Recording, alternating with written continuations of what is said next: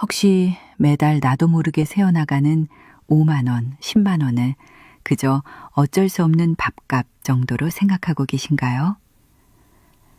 얼마 전 경기도 분당에 사는 63세 박철수 씨는 갑작스러운 허리 디스크 수술로 병원비 400만 원 청구서를 받았습니다. 평소 건강을 자신했지만 한순간에 닥친 목돈에 눈앞이 캄캄해졌다고 하는데요. 혹시 박철수 씨가 무심코 썼던 그 돈, 월 10만 원만 아꼈더라면 어땠을까요? 이미 현명한 어르신들은 절대 여기에 돈을 쓰지 않습니다. 오늘 이 영상을 놓치시면 내 노후를 갉아먹는 돈도둑을 평생 잡지 못할지도 모릅니다. 과연 부자들은 돈 쓸 가치가 없다고 잘라 말하는 5가지, 도대체 무엇일까? 이른돌의 김만덕 씨는 장수시장 모퉁이 채소 가게의 단골이었다. 가게 주인인 옥자 씨가 아무리 말려도 그의 장바구니는 늘 한가득이었다. 아이고, 형님. 혼자 사시는 양반이 배추를 3통이나 사서 뭘 하시려고 그래요. 지난번 무도 아직 다 못 드셨을 텐데. 옥자 씨의 잔소리는 애정이 섞인 시장의 배경음악 같았다.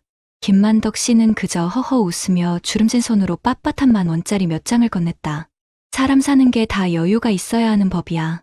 냉장고가 넉넉해야 마음도 든든한 거 아니겠어.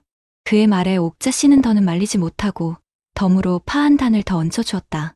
그가 아는 김만덕은 평생을 공장에서 쇠 깎는 일을 하다 3년 전 아내를 먼저 보낸 고집세고 속정 깊은 영감님이었다. 삐걱거리는 대문을 열고 들어선 집에는 냉기가 감돌았다. 아내가 떠난 후 집은 온기를 잃었다. 그는 현관에 들어서자마자 습관처럼 아내의 영정사진을 향해 중얼거렸다. 여보, 나왔어. 오늘 배추가 실한 게 당신이 좋아하던 통영산이더라고. 대답 없는 사진 속 아내는 여전히 곱게 웃고 있었다. 그는 한숨과 함께 무거운 장바구니를 부엌에 내려놓았다. 냉장고를 열자 옥자 씨의 말대로 시들기 시작한 무와 끝이 무른 애호박이 눈에 들어왔다. 이걸로 뭘 해먹나. 막막함이 밀려왔다. 혼자 먹는 밥은 늘 차리기 귀찮고 맛도 없었다. 결국 그는 배추를 신문지에 싸 냉장고 한편에 밀어놓고는 며칠 전 먹다 남은 식은 밥에 물을 말아 김치 한 조각으로 끼니를 때웠다. 어차피 이 많은 배추도 반은 물러서 버리게 될 것을 그는 이미 알고 있었다. 저녁이 되자 아들 민준에게서 전화가 걸려왔다. 아버지, 저녁은 드셨어요? 수화기 너머로 들려오는 아들의 목소리는 늘 피곤에 절어 있었다. 그럼 먹었지. 아주 진수성찬으로 차려 먹었다. 너야말로 바쁜데 끼니 거르지 말고. 거짓말이었다. 늘 그랬듯 아들에게 짐이 되고 싶지 않은 아버지의 첫 번째 거짓말. 다름이 아니라 아버지, 지금 타는 차가 영 시원찮아서요. 자꾸 말썽이라 이번에 새 차를 하나 뽑을까 하는데 아버지 생각은 어떠세요? 민준의 조심스러운 물음에 김만덕 씨의 가슴이 쿵 하고 내려앉았다. 그럴 줄 알았지. 내 아들이 어디 가서 낡은 차 때문에 기죽는 꼴은 못 보지. 그래, 잘 생각했다. 이참에 번듯한 놈으로 하나 뽑아. 아비가 조금 보태줄 테니 걱정 말고. 자신도 모르게 목소리가 커졌다. 통장 잔고가 머릿속을 스쳤지만 아버지라는 이름의 무게가 그 불안을 억눌렀다. 아들이 차를 바꾸면 손주 녀석 태우고 다니기에도 훨씬 안전할 터였다. 아니에요, 아버지. 그냥 여쭤본 거예요. 제가 알아서 할게요. 민준이 손사래를 쳤지만 김만덕 씨는 이미 마음을 굳힌 뒤였다. 전화를 끊고 그는 양복장 깊숙한 곳에 넣어둔 낡은 통장을 꺼내 들었다. 아내와 함께 악착같이 모았던 돈이었다. 아내가 세상을 떠나기 전, 영감, 이 돈 함부로 쓰지 말고 꼭 당신 몸 아플 때 써요. 라고 신신당부했던 마지막 유산. 하지만 아들의 번듯한 새 차와 자신의 낡은 몸뚱이를 저울질했을 때 저울은 이미 한쪽으로 기울어 있었다. 아버지의 체면, 그것은 때로 자신의 건강보다 무거웠다. 그날 밤, 그는 잠을 설쳤다. 어쩐지 등과 허리가 뻐근하게 아파왔다. 대수롭지 않게 여기려 애썼다. 며칠 뒤, 김만덕 씨는 오랜만에 동네 친구들과의 점심 약속에 나섰다. 퇴직 후에도 여전히 좋은 옷에 번쩍이는 시계를 차고 나온 친구들 틈에서 그는 괜히 위축되는 자신을 발견했다. 만덕이 자네는 여전하네. 그렇게 아끼면 그 돈 다 싸들고 갈 건가? 친구의 농담 섞인 말에 그는 발끈하며 손을 내저었다. 무슨 소리? 오늘은 내가 한턱 쏘지. 제일 비싼 걸로들 시키게. 그는 마치 자신의 건재함을 증명이라도 하듯 무리해서 값비싼 한정식 값을 치렀다. 지갑은 얇아졌지만 으스해진 어깨는 잠시나마 그를 뿌듯하게 만들었다. 그래. 아직 죽지 않았어. 내 아들 차도 바꿔줄 수 있고 친구들 밥 한 끼 사줄 능력도 된다고. 그 허영의 대가가 얼마나 혹독한 것인지 그때는 미처 알지 못했다. 집으로 돌아오는 길, 버스 정류장에 앉아 무심코 스마트폰을 들여다보았다. 손주 녀석이 깔아준 동영상 앱이며 음악 앱이며 뭐가 뭔지도 모를 것들이 화면을 가득 채우고 있었다. 매달 얼마가 빠져나가는지조차 몰랐다.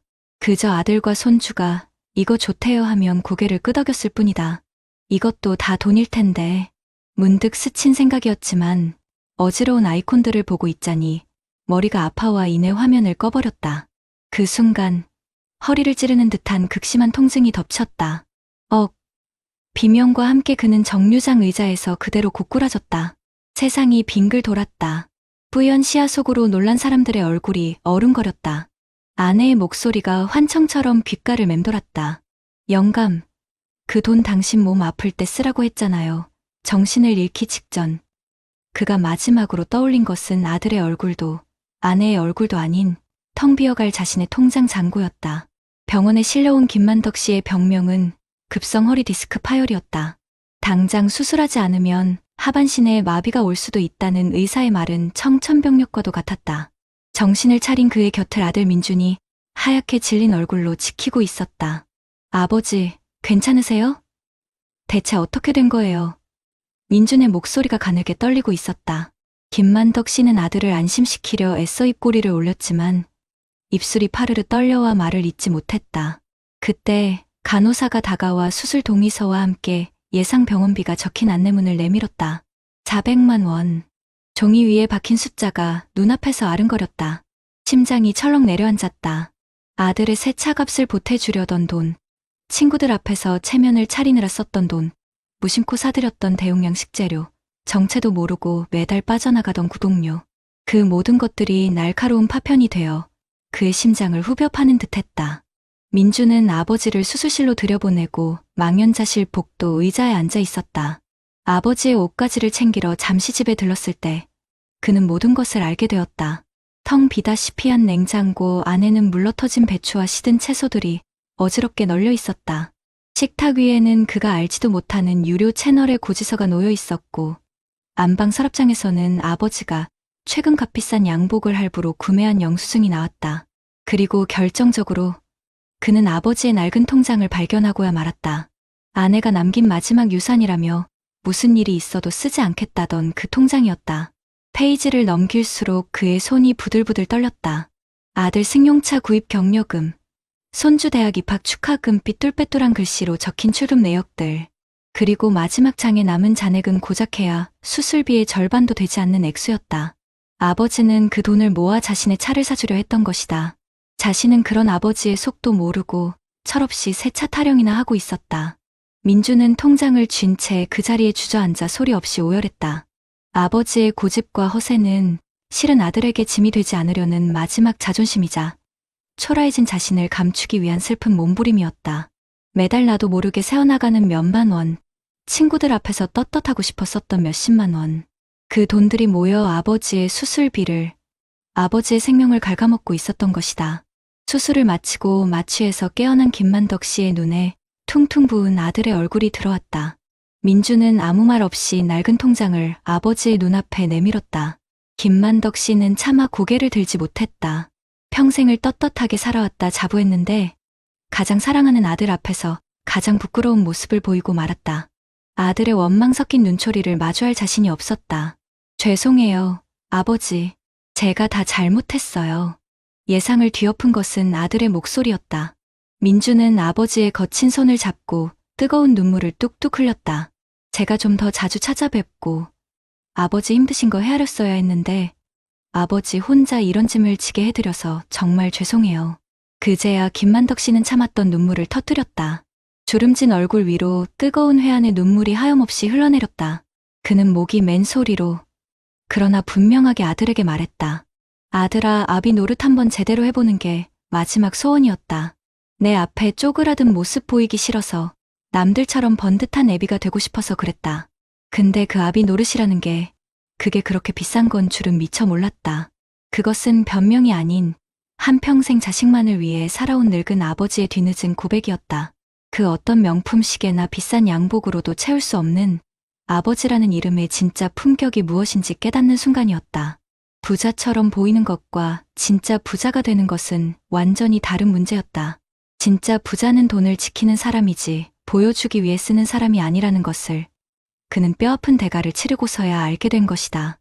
퇴원 후 부자의 풍경은 완전히 달라졌다. 민주는 주말마다 아버지를 찾아와 냉장고를 채웠다. 예전처럼 무작정 많이 사다 놓는 것이 아니라 일주일 치먹을 만큼만 소분된 식재료와 정갈한 반찬들이었다. 둘은 마주 앉아 나 부끄러워 꺼내지 못했던 속 깊은 이야기를 나누었고 아버지의 스마트폰에 깔린 불필요한 앱들을 함께 정리했다. 민주는 세차 계획을 접고 아버지의 병원비에 보탰던 돈을 다시 모아 믿을 만한 중고차를 알아보기 시작했다. 어느 맑은 가을날 오후 김만덕 씨는 아들이 끓여준 구수한 된장찌개로 저녁을 먹고 있었다. 화려한 한정식보다 값비싼 외식보다 훨씬 깊은 맛이 났다. 창문 너머로 지는 노을을 바라보던 그가 무심한 척 아들에게 물었다. 오늘 날이 참 좋다. 그렇지 않냐? 민주는 밥을 먹다 말고 아버지를 물끄러미 바라보았다. 아버지의 얼굴에 예전에는 볼 수 없었던 평온한 미소가 걸려 있었다. 네. 아버지, 날이 참 좋네요. 그날의 저녁 식탁에서 김만덕 씨는 돈으로 살 수 없는 가장 값진 것을 얻었다. 그것은 줄어들지 않는 통장 잔고가 아니라 서로의 마음을 보듬는 아들과의 따뜻한 시간이었다. 그는 비로소 깨달았다. 노후를 갉아먹는 진짜 돈 도둑은 밖이 아니라 자신의 마음속에 있었던 체면과 외로움이라는 것을. 그리고 그 도둑을 잡는 유일한 방법은 사랑하는 사람과 진심을 나누는 것뿐이라는 것을 말이다. 여러분 어떠시나요? 위의 사례는 정말 비참하고 서글픈 인생 아닌가요? 하지만 지금부터 소개해드리는 사례는 정반대의 선택으로 행복한 노후를 보내고 있는 분을 소개해드리겠습니다.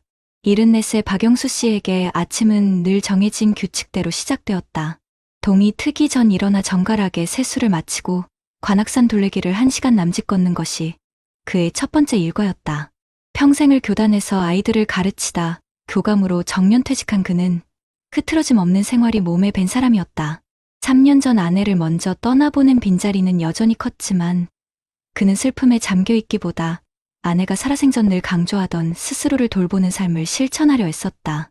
그의 집은 혼자 사는 노인의 집이라고는 믿기지 않을 만큼 정갈했다. 베란다 텃밭에는 상추와 깨잎이 파릇파릇 자라고 있었고 냉장고에는 이틀 치 먹을 만큼의 식재료가 종류별로 소분되어 가지런히 정리되어 있었다. 그는 매달 초가 되면 어김없이 지난달의 지출을 가계부 앱에 정리했다. 월 280만 원의 공무원 연금은 풍족하진 않았지만 그의 계획적인 씀씀이 안에서는 부족함이 없는 액수였다. 그는 돈을 관리하는 것이지 돈에 휘둘리지 않는 법을 평생에 걸쳐 터득한 사람이었다. 그러던 어느 주말 오후 딸 지혜가 손주를 데리고 집으로 찾아왔다. 아버지, 점심은 드셨어요? 살갑게 묻는 딸의 얼굴에 어딘지 모를 그늘이 서려 있는 것을 노련한 아버지의 눈은 놓치지 않았다. 과일을 깎아내오자 지혜는 한참을 머뭇거리다 어렵게 입을 열었다. 아버지, 다름이 아니라 저희가 지금 사는 집이 너무 좁아서요. 민수가 내년에 초등학교 들어가는데 좀 더 나은 교육 환경으로 이사를 갈까 해요. 그런데 아시다시피 요즘 집값이 만만치가 않아서 저희 힘만으로는 대출을 받아도 턱없이 부족하네요. 딸의 목소리 끝이 미세하게 떨렸다. 그 마음을 어찌 모를까. 자식의 미래를 위해 조금이라도 더 좋은 것을 해주고 싶은 부모의 마음을. 김만덕 씨였다면 당장 통장을 내어주며 아비가 힘이 되어주겠다고 큰 소리쳤을지도 모른다. 하지만 박영수 씨는 달랐다. 그는 잠시 찻잔을 내려놓고 딸의 눈을 올곧게 마주보았다. 그의 시선은 꾸짖는 것이 아니라 깊은 연민과 이해를 담고 있었다. 지혜야, 내 마음은 충분히 이해한다. 하지만 아비가 너희에게 물려줄 수 있는 가장 큰 유산은 돈이 아니라고 생각한다. 그의 목소리는 나지막했지만 단호한 힘이 실려 있었다. 내가 지금 너희에게 목돈을 보태주는 것은 쉽지. 하지만 그 돈은 내 노후를 지킬 마지막 보루란다. 내가 내 몸 하나 건사하지 못하고 너희에게 짐이 되는 순간 그 돈의 몇 배가 더 큰 고통으로 돌아올 수 있어. 그건 내가 진정으로 너희를 위하는 길이 아니야. 그는 서랍에서 낡은 서류철 하나를 꺼내왔다. 그 안에는 그가 수십 년간 정리해온 재정 서류와 지혜 부부의 현재 소득과 지출을 분석한 종이가 들어있었다. 대신 내가 다른 방법으로 너희를 돕고 싶구나. 민수를 내가 주 3일은 봐주마. 내가 그 시간에 다시 일을 시작해서 수입을 늘리는 건 어떻겠니? 그리고 이사 갈 지역의 정보를 내가 발품 팔아 알아봐 주마.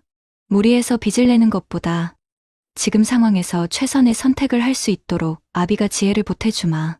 돈 대신 시간과 지혜를 내어주겠다는 아버지의 말에 지혜는 처음엔 서운했지만 이내 깨달았다. 이것이야말로 아버지가 자신에게 줄 수 있는 가장 현실적이고 진실된 사랑이라는 것을.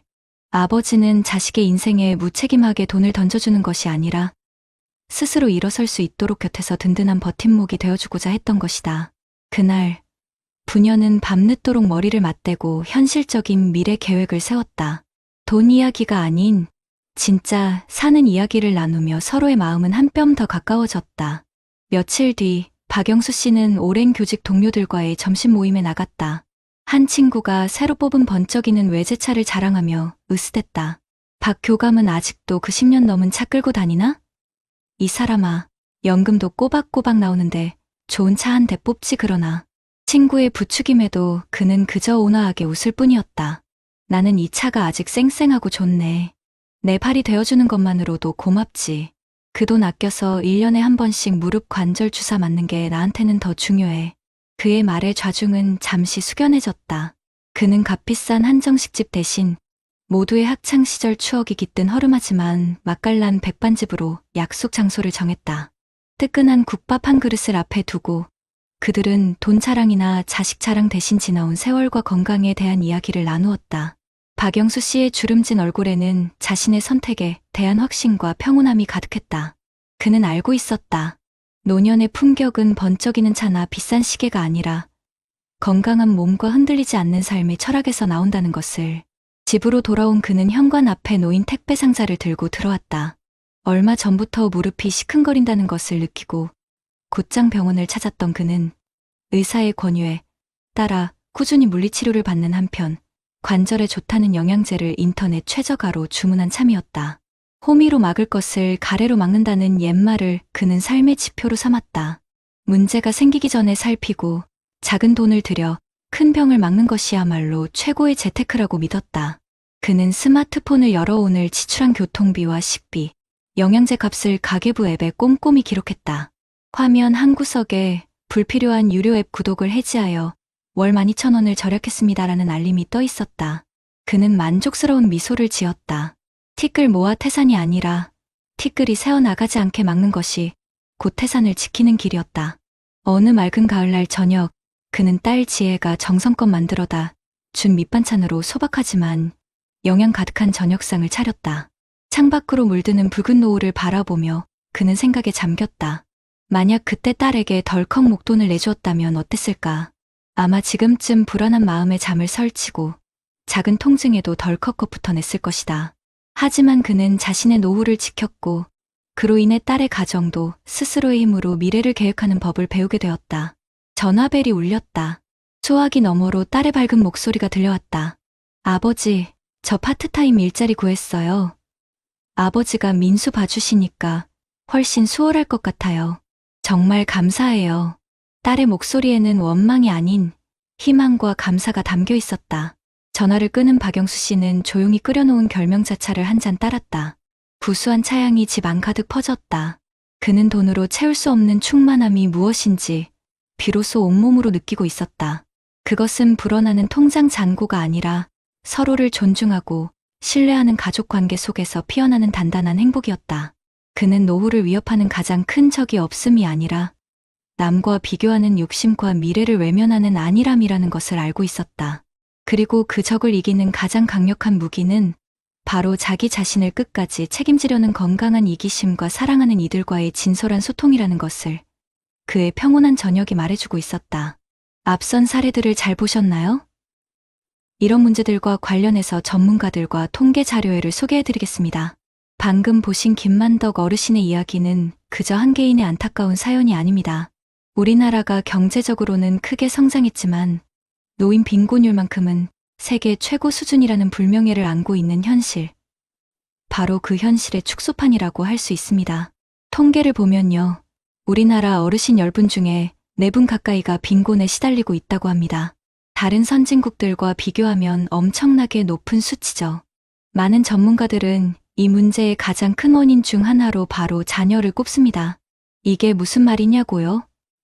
과거 우리 부모님 세대는 본인들 노후 준비는커녕 자식들 교육시키고 또 위로는 부모님 부양하느라 허리가 휘었습니다. 그렇게 평생을 바쳤는데 이제 다 큰 자식들이 결혼한다, 집 사야 한다, 사업 자금을 대달라 하면서 마지막 남은 노후 자금까지 가져가는 악순환이 계속되고 있다는 겁니다. 김만덕 어르신이 아들 새 차 사주려고 아내분의 유산에까지 손을 대려고 했던 마음. 이게 바로 내리사랑이라는 이름으로 포장된 비극인 거죠. 전문가들은 단호하게 말합니다. 자녀에게 섣불리 돈을 지원하는 순간 내 노후의 주도권은 완전히 자식에게 넘어가 버리는 거라고요. 이게 바로 노후 파산으로 가는 지름길이라고 경고하고 있습니다. 여기에 또 다른 그림자가 있습니다. 바로 체면입니다. 김만덕 어르신이 친구들 앞에서 괜히 비싼 밥값을 턱턱 내는 모습, 혹시 남의 일 같지 않은 분들 계신가요? 평생 사회에서 인정받고 살다가 은퇴하고 나니 내 존재감이 작아지는 것 같고, 그래서 돈으로라도 내 위치를 확인받고 싶어 하는 마음이 드는 겁니다. 어떤 교수님은 이런 체면, 소비가 마치 가랑비에 옷 젖는 것처럼 무섭다고 하셨습니다. 한 번, 두 번은 괜찮겠지 싶지만 결국에는 소중한 노후 자산을 야금야금 갉아먹는 무서운 독이 되는 거죠. 또 김만덕 어르신이 스마트폰에서 매달 돈이 빠져나가는 걸 모르고 계셨던 것처럼 나도 모르게 새는 돈도 문제입니다. 요즘 어르신들 스마트폰 다들 쓰시지만 이걸 제대로 관리하는 분은 많지 않습니다. 이런 자동 결제에 덫에 한 번 걸리면 내 통장에 구멍이 뚫린 줄도 모르고 계속 돈이 새어나가는 겁니다. 그리고 가장 결정적인 건 바로 건강입니다. 허리 좀 아픈 걸 대수롭지 않게 넘겼다가 결국 큰 수술을 받게 된 김만덕 어르신처럼요. 실제로 65세 이상 어르신 한 분이 1년에 쓰는 병원비가 평균 540만 원이 넘는다고 합니다. 전체 생활비의 거의 절반 가까이를 병원비로 쓰는 셈인데 만약 큰 병이라도 얻게 되면 그동안의 노후 계획은 한순간에 물거품이 되는 겁니다. 호미로 막을 것을 가래로 막는다는 옛말이 정말 뼈아프게 다가오는 대목이죠. 반면에 박영수 어르신은 완전히 다른 삶을 보여주셨습니다. 이분의 삶의 방식에 바로 안정적인 노후를 위한 정답이 숨어 있습니다. 첫째는 재산을 불리는 것보다 매달 들어오는 돈, 즉 현금 흐름을 철저히 관리하는 겁니다. 박영수 어르신은 매달 나오는 연금 280만 원 안에서만 생활하고 가계부 앱으로 10원 한 장까지 꼼꼼하게 기록합니다. 전문가들이 연금 생활자에게 가장 중요하다고 강조하는 제1수칙을 몸소 실천하고 계신 거죠. 노후에는 재산이 아무리 많아도 당장 쓸 돈이 없으면 소용없습니다. 매달 꾸준히 들어오는 돈을 어떻게 잘 관리하느냐가 내 삶의 질을 결정하는 겁니다. 둘째는 자녀에게 돈이 아니라 시간과 지혜를 물려주는 겁니다. 딸이 이사 자금을 부탁했을 때 단호하게 선을 긋는 대신 손주를 돌봐주면서 딸이 마음 편히 일할 수 있게 돕고 직접 발품 팔아 좋은 정보를 알려주는 모습 보셨죠? 이게 바로 요즘 시대의 가장 이상적인 부모와 자식의 관계입니다. 무턱대고 돈으로만 도와주는 건 오히려 자식의 자립심을 망치고 내 노후까지 위협하는 독이 든 성배와 같다고 전문가들은 말합니다. 대신 이렇게 시간과 지혜로 돕는 것이야말로 부모와 자식 모두에게 이로운 최고의 방법인 거죠. 마지막으로 건강관리를 최고의 재테크로 삼는 겁니다. 박영수 어르신은 무릎이 조금만 아파도 바로 병원에 가고 영양제도 인터넷으로 가장 싼 곳을 찾아내 꼬박꼬박 챙겨 드십니다. 이렇게 건강할 때 건강을 지키는 작은 투자가 나중에 들어갈 수백, 수천만 원의 수술비와 간병비를 막아준다는 걸 너무나 잘 알고 계신 겁니다. 김만덕 어르신과 박영수 어르신 두 분의 삶은 우리에게 노후의 진짜 품격이 무엇인지 똑똑히 보여주고 있습니다. 우리의 통장은 자식에 대한 끝없는 책임감, 남의 시선을 의식하는 체면, 그리고 내 건강에 대한 무관심이라는 보이지 않는 도둑들에게 매일같이 위협받고 있습니다. 저희 채널은 바로 이 점을 시청자분들께 꼭 말씀드리고 싶습니다. 노후의 진짜 부자는요, 남들에게 보여주기 위해 돈을 쓰는 사람이 아닙니다. 내 삶을 마지막까지 온전히 책임지기 위해 돈을 아끼고 지키는 사람입니다. 그리고 자녀에게 물려줄 최고의 유산은 돈이 아니라 짐이 되지 않는 건강한 부모, 바로 나 자신이라는 사실을 꼭 기억하셨으면 좋겠습니다.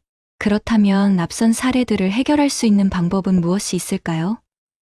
사실 김만덕 어르신이나 박영수 어르신의 이야기는 단순히 두 분의 선택이 아니라 오늘을 살아가는 우리 대한민국의 모든 어르신들이 마주한 현실적인 문제와 아주 깊이 연결되어 있습니다.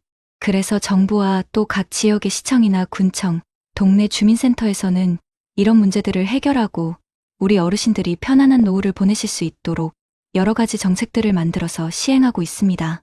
먼저 우리 김만덕 어르신이 아들 차를 덜컥 사주거나 친구들 앞에서 괜히 무리해서 돈을 썼던 문제, 이른바 자녀 리스크나 체면 소비라고 하죠. 이 문제의 근본적인 원인을 들여다보면요. 결국 불안정한 노후 소득 때문에 마음이 불안하고 또 사회에서 내 역할이 없어진 것 같은 그런 위축감에서 비롯되는 경우가 많습니다. 박영수 어르신처럼 매달 꼬박꼬박 들어오는 돈이 있어서 마음이 든든하면 사실 그렇게 무리할 필요가 없는 거거든요. 그래서 나라에서는 이런 부분들을 도와드리기 위해서 여러 가지 제도를 두고 있습니다. 가장 대표적인 게 바로 기초연금입니다. 이건 만 65세가 넘으신 어르신들 중에서 소득이 하위 70%에 해당되시는 분들께 나라에서 매달 일정한 생활비를 드리는 건데요. 2025년 기준으로 한 달에 최대 34만 4천 원까지 받으실 수 있습니다. 이게 어떻게 보면 자식들한테 아쉬운 소리 안 하고 최소한의 생활과 품위를 지킬 수 있는 아주 중요한 사회적인 안전망인 셈이죠. 그리고 또 노인 일자리 사업도 아주 중요합니다. 이건 단순히 돈을 버는 걸 넘어서요. 어르신들이 계속해서 사회에 참여하고 활동하시면서 삶의 활력도 되찾고 나도 아직 쓸모 있는 사람이다라는 성취감을 느끼게 해주는 아주 좋은 기회입니다. 동네 환경을 돌보는 공익활동형이나 다른 분들을 돕는 사회 서비스형 같은 일자리에 참여하시면요. 정기적인 소득이 생기는 건 물론이고 어딘가에 소속되어 있다는 안정감도 느끼실 수 있습니다. 이런 안정감이 생기면 남들한테 보여주기 위해서 체면 때문에 억지로 돈을 쓰는 일이 자연스럽게 줄어들게 됩니다. 실제로 자산관리 전문가들이 하나같이 하는 얘기가 있습니다. 노후에는 내가 가진 재산의 전체 크기보다도 매달 꾸준하게 현금이 들어오는 것, 그러니까 연금 같은 소득이 삶의 질을 결정한다고 말이죠. 기초연금이나 노인 일자리에서 받는 소득이 바로 박영수 어르신처럼 한 달 예산을 딱 정해놓고 그 안에서 계획적으로 생활하는 건강한 소비 습관의 첫걸음이 될 수 있다는 겁니다. 또 어떤 노년학 전문가들은 이런 말도 합니다. 자녀에게 덜컥 큰 돈을 지원해주는 순간 내 노후의 재정적인 주도권을 자식에게 넘겨주는 것과 같다고요. 그래서 어르신들께 건강한 이기심이 필요하다고 강조합니다. 박영수 어르신처럼 자식에게 돈이 아니라 살아오면서 얻은 시간과 지혜를 물려주는 것이야말로 자식의 건강한 자립과 부모의 안정적인 노후를 모두 지키는 가장 현명한 길이라고 조언합니다. 다음으로 김만덕 어르신처럼 나도 모르게 돈이 쑥쑥 빠져나가는 디지털 금융 문맹 문제에 대해서도 이야기해 보겠습니다. 스마트폰으로 뭘 좀 눌렀을 뿐인데 유료 서비스가 결제되는 자동결제의 덫. 이거 정말 많은 어르신들이 겪는 문제입니다. 그래서 요즘에는 정부와 지자체, 그리고 각 은행들이 힘을 합쳐서 어르신들을 위한 디지털 교육을 아주 적극적으로 제공하고 있습니다. 대표적인 것이 바로 과학기술정보통신부에서 운영하는 디지털 배움터라는 곳입니다. 전국의 주민센터나 복지관처럼 집에서 가까운 곳에서 스마트폰 기초 사용법부터 시작해서 모바일 뱅킹이나 가게에 있는 키오스크 사용법까지 전부 무료로 배우실 수 있습니다. 심지어 찾아가는 버스를 운영해서 정보 소외 지역에 계신 어르신들까지 직접 찾아가서 알려드리기도 합니다. 또 금융감독원이나 각 은행에서도 우리 시니어들을 대상으로 보이스피싱 예방법이나 내가 잊고 있던 내 숨은 금융자산 찾는 법, 그리고 스마트 뱅킹을 안전하게 이용하는 방법처럼 실생활에 피가 되고 살이 되는 금융 지식 교육을 정기적으로 하고 있습니다. IT 교육 전문가들 말에 따르면 우리 어르신들께는 어려운 용어 써가면서 한 번에 알려드리는 것보다 옆에서 차근차근 반복적으로 그리고 1대1로 맞춤형으로 알려드리는 게 가장 효과가 좋다고 합니다. 그러니까 디지털 배움터 같은 현장 교육에 꼭 한번 참여해보세요. 모르는 게 있으면 바로 그 자리에서 손들고 물어보고 또 내 손으로 직접 스마트폰을 조작해보는 경험이 디지털 금융에 대한 막연한 두려움을 없애고 자신감을 키워주는 최고의 방법입니다. 마지막으로 의료비 폭탄을 막는 방법에 대해서도 알아보겠습니다. 김만덕 어르신이 허리 통증을 그냥 참고 지내시다가 결국 큰 수술을 받게 된 것처럼 호미로 막을 것을 가래로 막는 경우가 노년에는 정말 많습니다. 박영수 어르신처럼 건강할 때 미리미리 건강을 챙기는 예방적 건강관리가 사실은 최고의 재테크입니다. 그래서 정부에서도 이런 인식을 널리 알리고 어르신들의 건강을 지켜드리기 위해서 여러 제도를 운영하고 있는데요. 우선 국가건강검진이 있습니다. 2년에 한 번씩 무료나 아주 저렴한 비용으로 기본적인 내 몸 상태를 점검해 볼 수 있는 아주 좋은 기회죠. 특히 만 66세 이상이 되면 인지기능장애나 골다공증처럼 노인성 질환에 대한 검사가 추가되기 때문에 큰 병을 조기에 발견하고 관리하는데 정말 큰 도움이 됩니다. 또 보건복지부에서 하는 1차 의료 만성질환관리 사업이라는 것도 있습니다. 이건 고혈압이나 당뇨병 같은 만성질환을 가진 어르신이 동네에 있는 단골의원에서 꾸준히 진료를 받으시면 병원비 본인 부담금을 깎아주는 제도입니다. 거기다 건강생활을 잘 실천하시면 1년에 최대 8만 원어치의 포인트를 건강생활실천지원금으로 돌려줘서 꾸준히 관리하시도록 응원도 해드립니다. 그리고 각 지역에 있는 보건소를 활용하시는 것도 아주 좋은 방법입니다. 보건소에서는 치매안심센터를 운영하거나 거동이 불편한 어르신들 댁으로 직접 찾아가는 방문 건강관리 서비스도 하고요. 운동교실이나 영양, 교실 같은 다양한 건강 증진 프로그램을 통해서 우리 어르신들의 건강을 가장 가까이에서 챙겨드리고 있습니다. 동네 의원의 가정의학과 전문의들은 이렇게 강조합니다. 노년기 의료비는 한번 터지면 가게에 정말 큰 부담을 주기 때문에 나라에서 해주는 건강검진 거르지 않고 만성질환을 꾸준히 관리하는 것만으로도 미래에 들어갈 어마어마한 의료비 지출을 막을 수 있다고요. 박영수 어르신이 무릎에 통증이 오기 시작했을 때 바로 병원을 찾으셨던 것처럼 내 몸이 보내는 작은 신호에 귀를 기울이고 제때 대처하는 것이 무엇보다 중요합니다. 결론적으로 김만덕 어르신이 겪었던 위기들은 사실 정부와 우리 사회에 마련된 다양한 안전망을 잘 활용했다면 충분히 예방할 수 있었던 문제들입니다. 저희 채널은 바로 이런 유용한 정책들을 우리 시니어 시청자분들께 적극적으로 알려드리고 또 잘 활용하실 수 있도록 안내해드리는 역할을 해야 합니다. 이를 통해서 저희 채널을 보시는 모든 분들이 남들에게 보여주기 위한 보여주는 부자가 아니라 박영수 어르신처럼 자기 삶을 끝까지 책임지는 진짜 백이 지키는 부자로서 건강하고 품위 있는 노후를 만들어 가실 수 있도록 돕는 것, 이것이 바로 저희의 가장 중요한 목표가 되어야 할 것입니다. 깊게 팬주름은 지나온 세월의 훈장이요. 거칠어진 손은 한평생 지켜낸 삶의 증표입니다. 그 고귀한 시간 위에 우리는 지금 어떤 이야기를 쓰고 있습니까? 오늘 우리는 두 분 어르신의 노후 이야기를 들여다보았습니다. 한 분은 자식 걱정과 남들 시선에 휘둘리며 불안한 마음에 쫓기듯 돈을 써내려가다 위태로운 순간을 맞이했던 김만덕 어르신. 그리고 또 다른 한 분은 매달 들어오는 작은 연금을 든든한 울타리 삼아 계획하고 아끼며 자신의 삶을 단단하게 지켜낸 박영수 어르신입니다. 두 분의 모습은 마치 세찬 비바람에 뿌리째 흔들리는 나무와 굳은 날씨에도 묵묵히 자리를 지키는 깊은 뿌리의 나무처럼 우리에게 너무나도 다른 풍경을 보여주었습니다. 우리 어머님, 아버님, 그리고 이 영상을 보고 계신 모든 시청자님들, 평생을 자식 잘 되라고 집안 한번 일으켜보겠다고 내 몸 부서져라 일만 하고 살아오셨습니다. 정작 당신을 위해서는 제대로 된 옷 한 벌, 따뜻한 밥 한 끼 편히 드시지 못하고 모든 것을 내어주셨지요. 그렇게 앞만 보고 달려오셨는데 어느덧 황혼의 문턱에 서서 뒤를 돌아보니 텅 빈 주머니와 여기저기 쑤시는 몸, 그리고 이제 나는 뭘 해야 하나 하는 막막함만 남아있는 것 같아 마음이 시리지는 않으셨는지요. 괜찮습니다. 정말 괜찮습니다. 이제는 자식에게 모든 것을 내어주지 않아도 남들처럼 번쩍이는 차를 타지 않아도 괜찮습니다. 그동안 너무나도 애쓰셨고 충분히 잘 살아오셨습니다.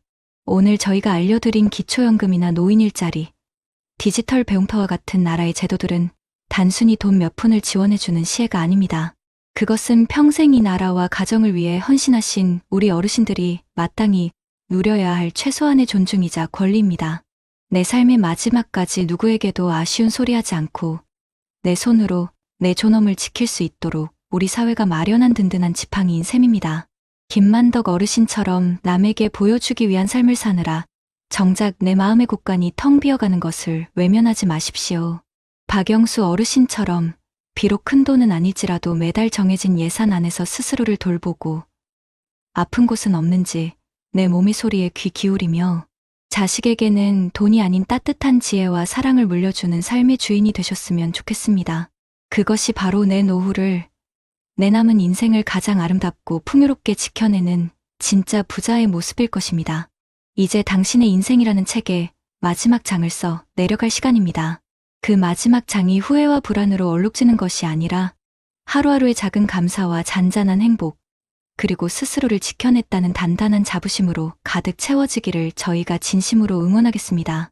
당신의 남은 인생이 그 어떤 젊은 날보다 가장 눈부시고 따뜻한 황금빛으로 채색되기를 바라며 저희는 언제나 당신의 곁에서 든든한 동반자가 되어드리겠습니다. 오늘도 귀한 시간을 함께 해주셔서 진심으로 고맙습니다. 혹시 밤에 잠 못 들고 이런 걱정 해보신 적 없으신가요? 갑자기 내가 혹은 우리 가족이 아프기라도 하면 병원비는 어떡하나. 월급은 그대로인데 자고 일어나면 오르는 물가에 한숨만 깊어지진 않으신지요? 그런데 혹시 그 소중한 노후 자금을 매달 조용히 종먹고 있는 주범이 주차장에 세워진 그 번쩍이는 새 차일 수 있다는 생각 해보셨습니까?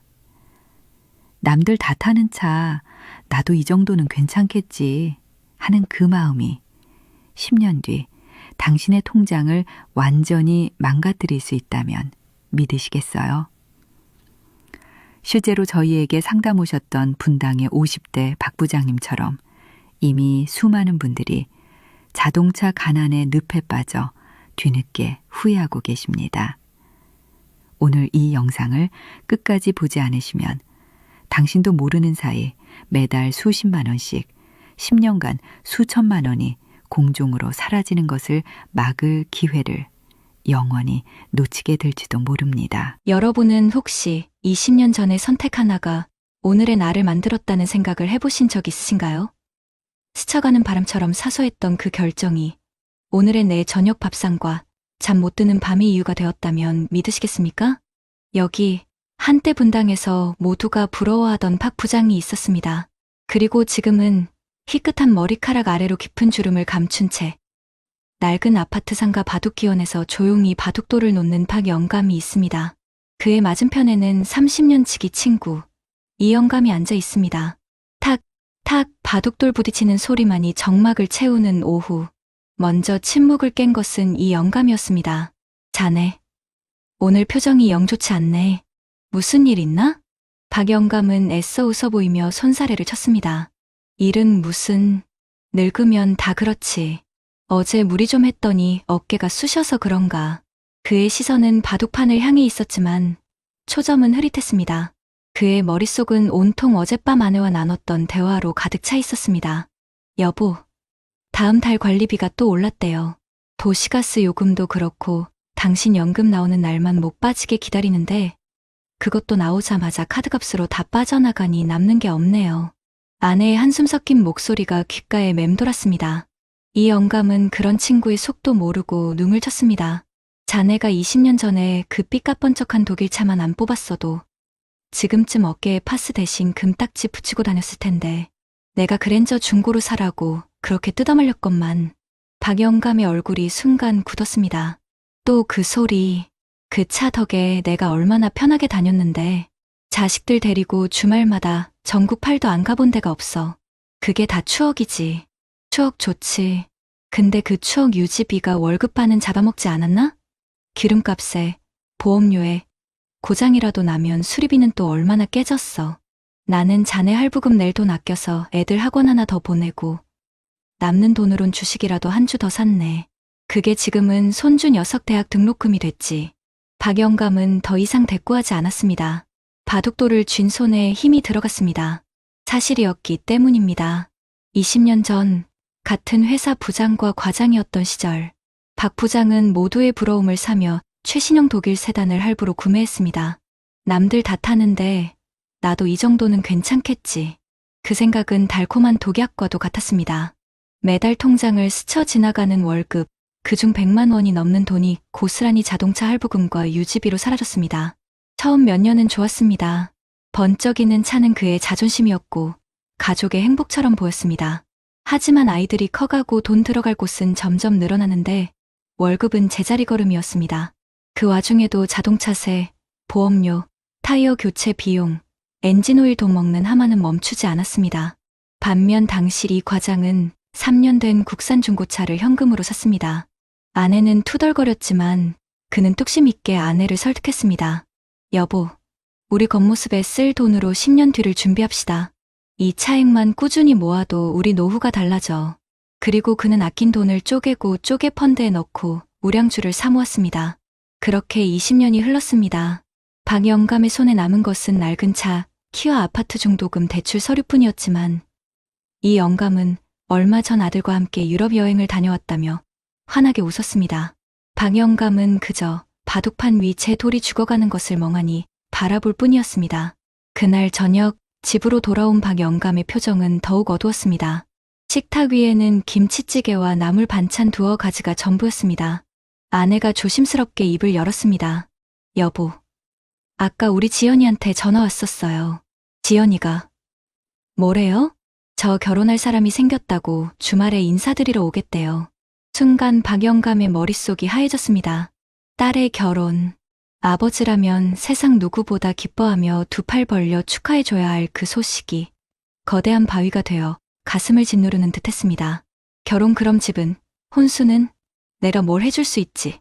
통장 잔고가 머릿속을 스쳐 지나갔습니다. 당장 다음 달 카드값을 걱정해야 하는 처지에 사위 될 사람에게 번듯한 양복 한 벌 사줄 돈조차 망설여지는 자신의 처지가 비참했습니다. 아내는 남편의 표정을 살피며 애써 밝게 말했습니다. 요즘 애들은 그런 거 신경 안 쓴대요. 우리끼리 조촐하게 밥이나 한 끼 먹고 그래도 괜찮지 않을까요? 아내의 말은 위로가 아니라 비수처럼 박 영감의 가슴에 꽂혔습니다. 평생 가족을 위해 헌신했다고 자부했는데 정작 딸의 가장 중요한 순간에 아무것도 해줄 수 없는 무능한 아버지가 되어버린 것 같았습니다. 그날 밤, 박 영감은 잠을 이루지 못했습니다. 어둠 속에서 그는 20년 전 자동차 전시장의 화려한 조명 아래 서 있던 자신을 떠올렸습니다. 월 할부금 이 정도는 충분히 감당 가능하십니다. 부장님, 요즘 다 이렇게 타세요. 영업사원의 달콤한 속삭임과 가죽 시트의 냄새, 사람들의 부러운 시선, 그 모든 것이 신기루처럼 아득했습니다. 그 신기루를 좇는 대가로 그는 딸의 미래에 처줄 든든한 울타리를 허물어버린 셈이었습니다. 주말이 오고 딸과 예비 사위가 집을 찾아왔습니다. 훤칠하고 예의 바른 청년이 마음에 들수록 박 영감의 마음은 더욱 무거워졌습니다. 어색한 침묵이 흐르던 순간 딸 지연이가 가방에서 작은 상자를 꺼냈습니다. 아빠, 엄마, 이거 저희가 모은 돈이에요. 이걸로 작은 전셋집 구했어요. 결혼식도 크게 안 할 거예요. 그냥 저희 힘으로 시작하고 싶어서요. 상자 안에는 삐뚤빼뚤한 글씨로 결혼 자금이라 쓰인 낡은 통장이 들어있었습니다. 그 순간 박 영감의 가슴속에서 무언가 툭 하고 끊어졌습니다. 애써 참아왔던 감정이 뜨거운 눈물이 되어 뺨을 타고 흘러내렸습니다.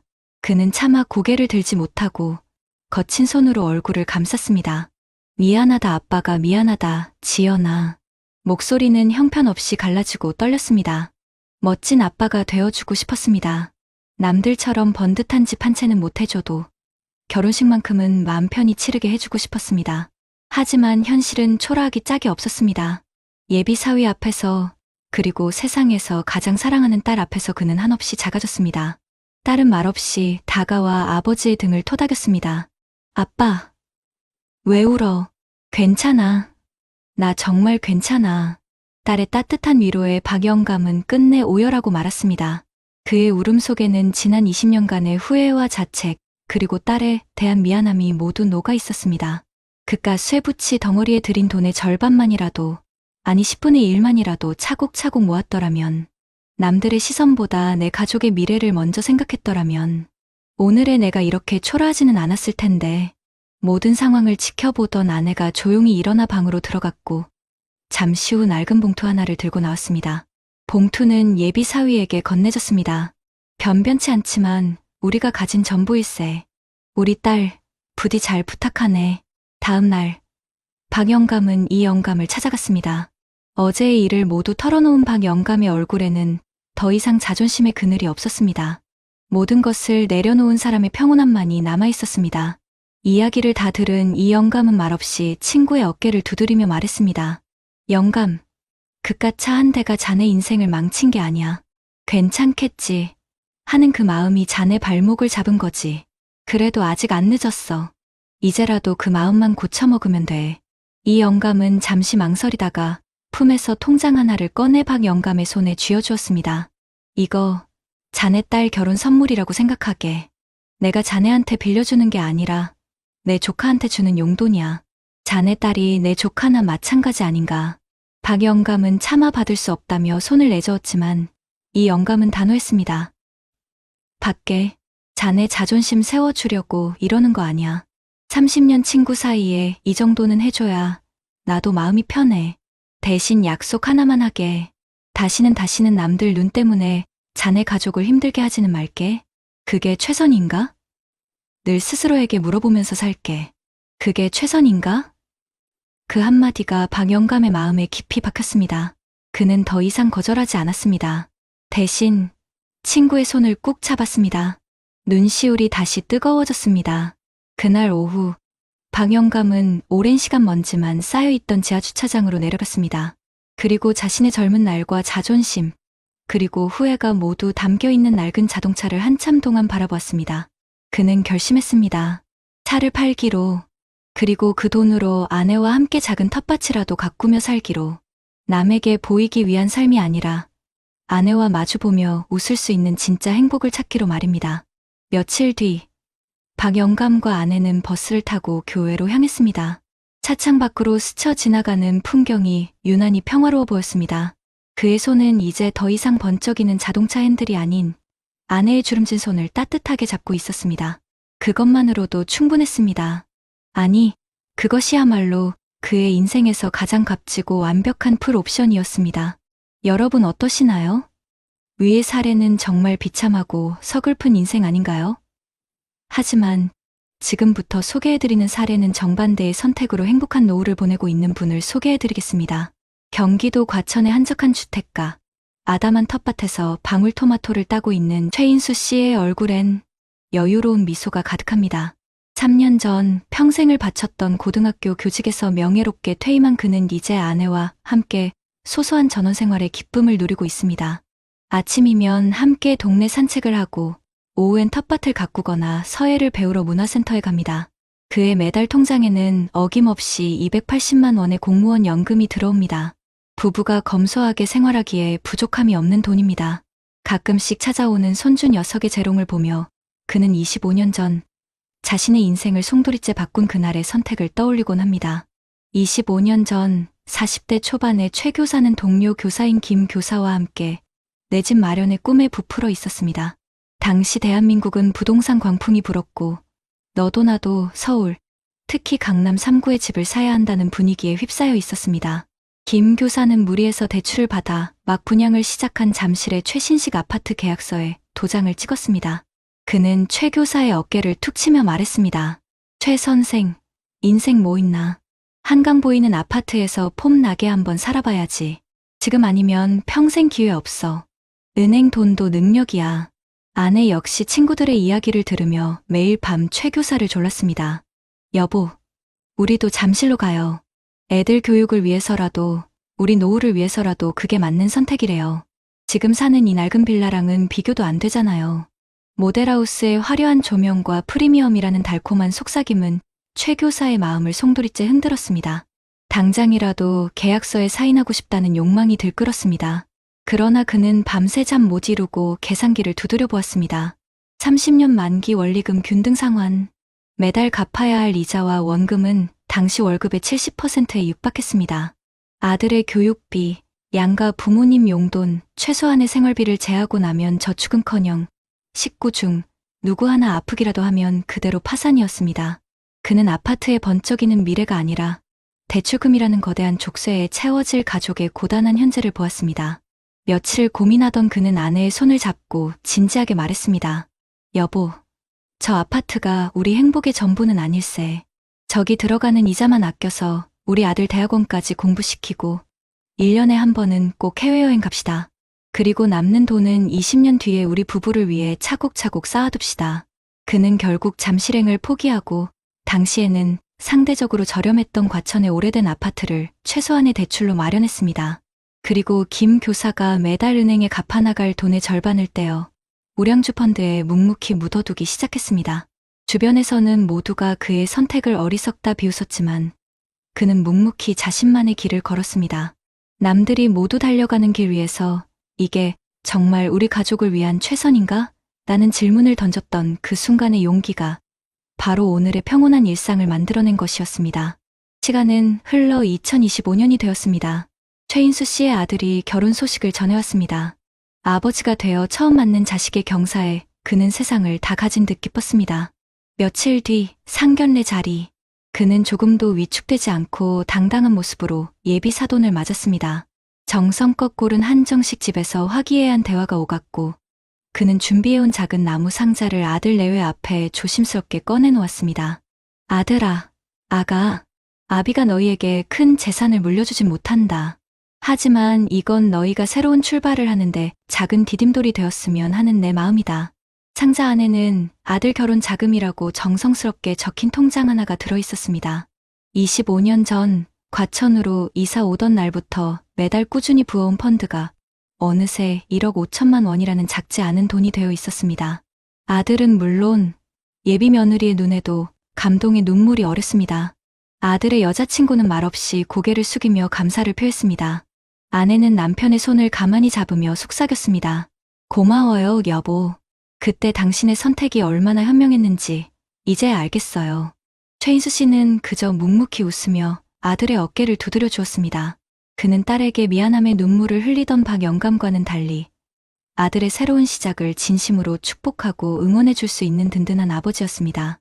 며칠 뒤 최인수 씨에게 한 통의 전화가 걸려왔습니다.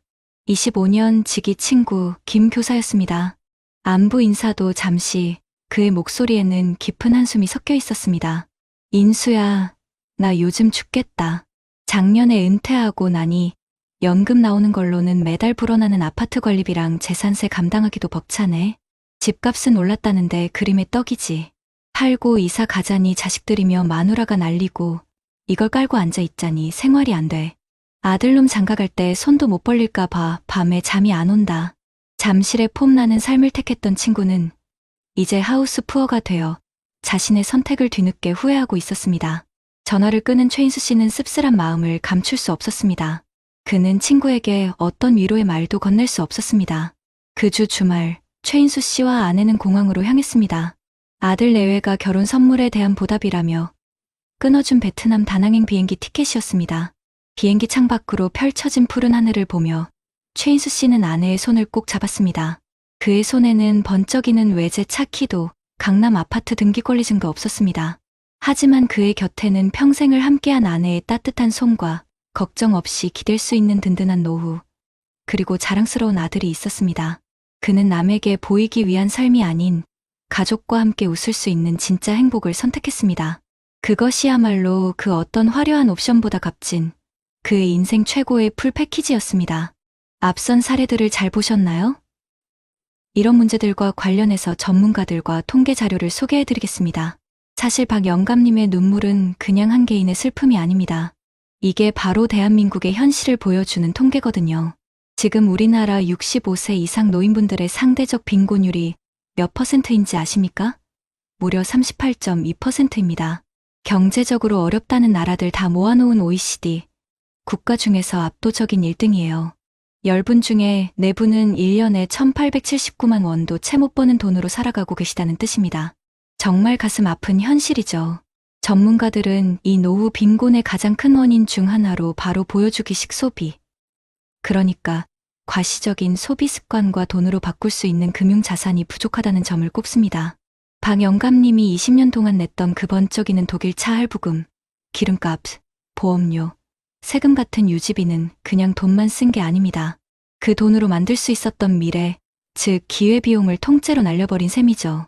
만약에 친구분 말대로 한 달에 100만 원씩만 아껴서 20년 동안 연 5%짜리 상품에만 꾸준히 넣었어도 원금만 2억 4천만 원, 이자까지 합치면 4억 원이 넘는 목돈이 생겼을 겁니다. 그 돈이면 따님 결혼은 물론이고 두 분 노후 걱정은 한시름 덜 수 있었을 텐데 말입니다. 그런데 차만 문제일까요? 아닙니다. 집 때문에 속 썩는 분들도 정말 많습니다. 최 교사님 친구인 김 교사님 같은 분들이 바로 하우스푸어의 전형적인 모습이죠. 이것도 통계를 보면요. 우리나라 중년 이상 가구의 재산을 싹 다 들여다보면 그 중에 무려 80%가 부동산, 그러니까 집에 묶여 있다고 합니다. 집값은 올랐다고 하는데 정작 내 손에 줄 수 있는 현금이 없으니 이게 무슨 소용이냐는 한탄이 괜히 나오는 게 아니죠. 김 교사님이 집값은 그림의 떡이라고 하신 말씀이 딱 맞습니다. 퇴직하고 연금 받아서 생활하는데 해마다 꼬박꼬박 오르는 재산세 내고 아파트 관리비 내고 나면 손에 남는 게 없으니 힘드신 겁니다. 분명히 자산은 있는데 현금이 부족해서 생활은 쪼들리고 자식 결혼하는데 손 벌릴까봐 눈치만 보는 상황. 이게 바로 강남에 집 한 채 가진 수많은 김 교사님들의 현실입니다. 금융 전문가들은 한 목소리로 경고합니다. 부동산 자산을 연금처럼 받을 수 있게 바꾸거나 일부라도 팔아서 현금으로 만들지 않으면 아무리 비싼 집에 살아도 노후 생활의 질은 뚝뚝 떨어질 수밖에 없다고 말입니다. 그렇다면 해답은 어디에 있을까요? 바로 최 교사님의 현명한 선택에서 그 실마리를 찾을 수 있습니다. 최 교사님은 무언가 결정하기 전에 스스로에게 딱 한 가지 질문을 던졌다고 합니다. 이게 정말 최선인가? 남들 부러워하는 시선 대신에 우리 가족의 20년 뒤 미래를 선택한 거죠. 집이라는 든든한 부동산 자산을 마련하면서 동시에 매달 꾸준하게 펀드 같은 금융 자산을 함께 키워나갔습니다. 아들 결혼할 때 선뜻 1억 5천만 원을 내어줄 수 있었던 건 단순히 돈을 아껴서가 아닙니다. 바로 자산 배분의 힘을 알고 실천했기 때문이죠. 부동산에 모든 걸 쏟아붓지 않고 필요할 때 바로 꺼내 쓸 수 있는 현금 흐름을 만들어 둔 것이 그분의 평온한 노후를 만든 진짜 비결인 셈입니다. 통계적으로도 부동산과 금융자산을 균형 있게 가진 노년 가구의 삶의 만족도가 한쪽에만 치우친 가구보다 훨씬 높게 나타납니다. 결국 행복한 노후는 내가 재산을 얼마나 가졌는가가 아니라 어떻게 관리했는가에 달려있다는 뜻입니다. 그게 최선인가? 라는 친구의 질문을 우리 모두 가슴에 새기고 남의 시선이 아니라 진짜 나의 행복을 위한 똑똑한 선택을 하실 수 있도록 저희 채널이 앞으로 더 좋은 정보로 돕겠습니다. 그렇다면 앞선 사례들을 해결할 수 있는 방법은 무엇이 있을까요? 박영감님이나 김 교사님의 이야기가 단순히 두 분만의 문제일까요? 절대 그렇지 않습니다. 지금 영상을 보고 계시는 우리 시니어님들 중에서도 맞아, 내 얘기네 하시며 무릎을 치는 분들이 분명 계실 겁니다. 자식들 다 키우고 이제 좀 허리 펴고 살만하다 싶었는데 덩그러니 남은 집 한 채가 내 노후를 전부 책임져 주지는 못하는 현실. 또 막상 수중에 현금이 좀 생겨도 이걸 어떻게 해야 할지 막막해서 그저 통장에 넣어두고만 계시는 현실. 이게 바로 오늘날 대한민국 노년층이 겪고 있는 아주 보편적인 어려움입니다. 하지만 너무 걱정하지 마십시오. 우리가 몰라서 그렇지 찾아보면 길이 다 있습니다. 나라에서 그리고 우리가 사는 이 지역 사회에서 이런 우리들의 어려움을 해결해주기 위해 이미 다양한 제도들을 마련해두고 있거든요. 오늘은 바로 그 이야기를 좀 해드리려고 합니다. 우선 김 교사님처럼 평생 모은 자산이 전부 집에만 묶여 있어서 그림의 떡처럼 느껴지시는 분들, 이런 분들을 우리가 하우스푸어라고 부르지 않습니까? 매달 꼬박꼬박 나가는 건강보험료나 재산세는 부담스러운데 당장 손에 쥔 현금은 부족해서 생활이 팍팍하게 느껴지시는 분들께는 주택연금이라는 아주 좋은 해결책이 있습니다. 영무기지론이라고도 불리는데요. 말이 조금 어려울 수 있지만 아주 간단한 원리입니다. 내가 지금 살고 있는 이 집을 담보로 맡기고 이걸 담보로 해서 매달 꼬박꼬박 연금을 받는 겁니다. 그것도 내가 세상을 떠날 때까지 평생 받을 수 있습니다. 국가가 보증하는 아주 안전한 금융상품인 셈이죠. 자격 조건도 그렇게 까다롭지 않습니다. 부부 두 분 중에 한 분이라도 나이가 만 55세 이상이시고 두 분이 가진 주택 가격을 모두 합쳐서 공시가격 기준으로 12억 원만 넘지 않으면 신청하실 수 있습니다. 이 주택연금의 가장 큰 장점은 뭐니 해도 내가 평생 살아온 정든 내 집에서 계속 살 수 있다는 점입니다. 이사 갈 걱정 없이 내 집에서 편안하게 살면서 매달 통장에 따박따박 돈이 들어오니 얼마나 마음이 편안하겠습니까? 이렇게 평생 연금을 받다가 부부가 모두 세상을 떠나게 되면 그때 가서 주택금융공사가 집을 처분해서 그동안 지급했던 연금과 이자를 한 번에 정산하는 방식입니다. 여기서 또 중요한 점이 있습니다. 집을 팔아서 연금을 갚고도 돈이 남으면 그건 당연히 우리 자녀들에게 상속이 되고요.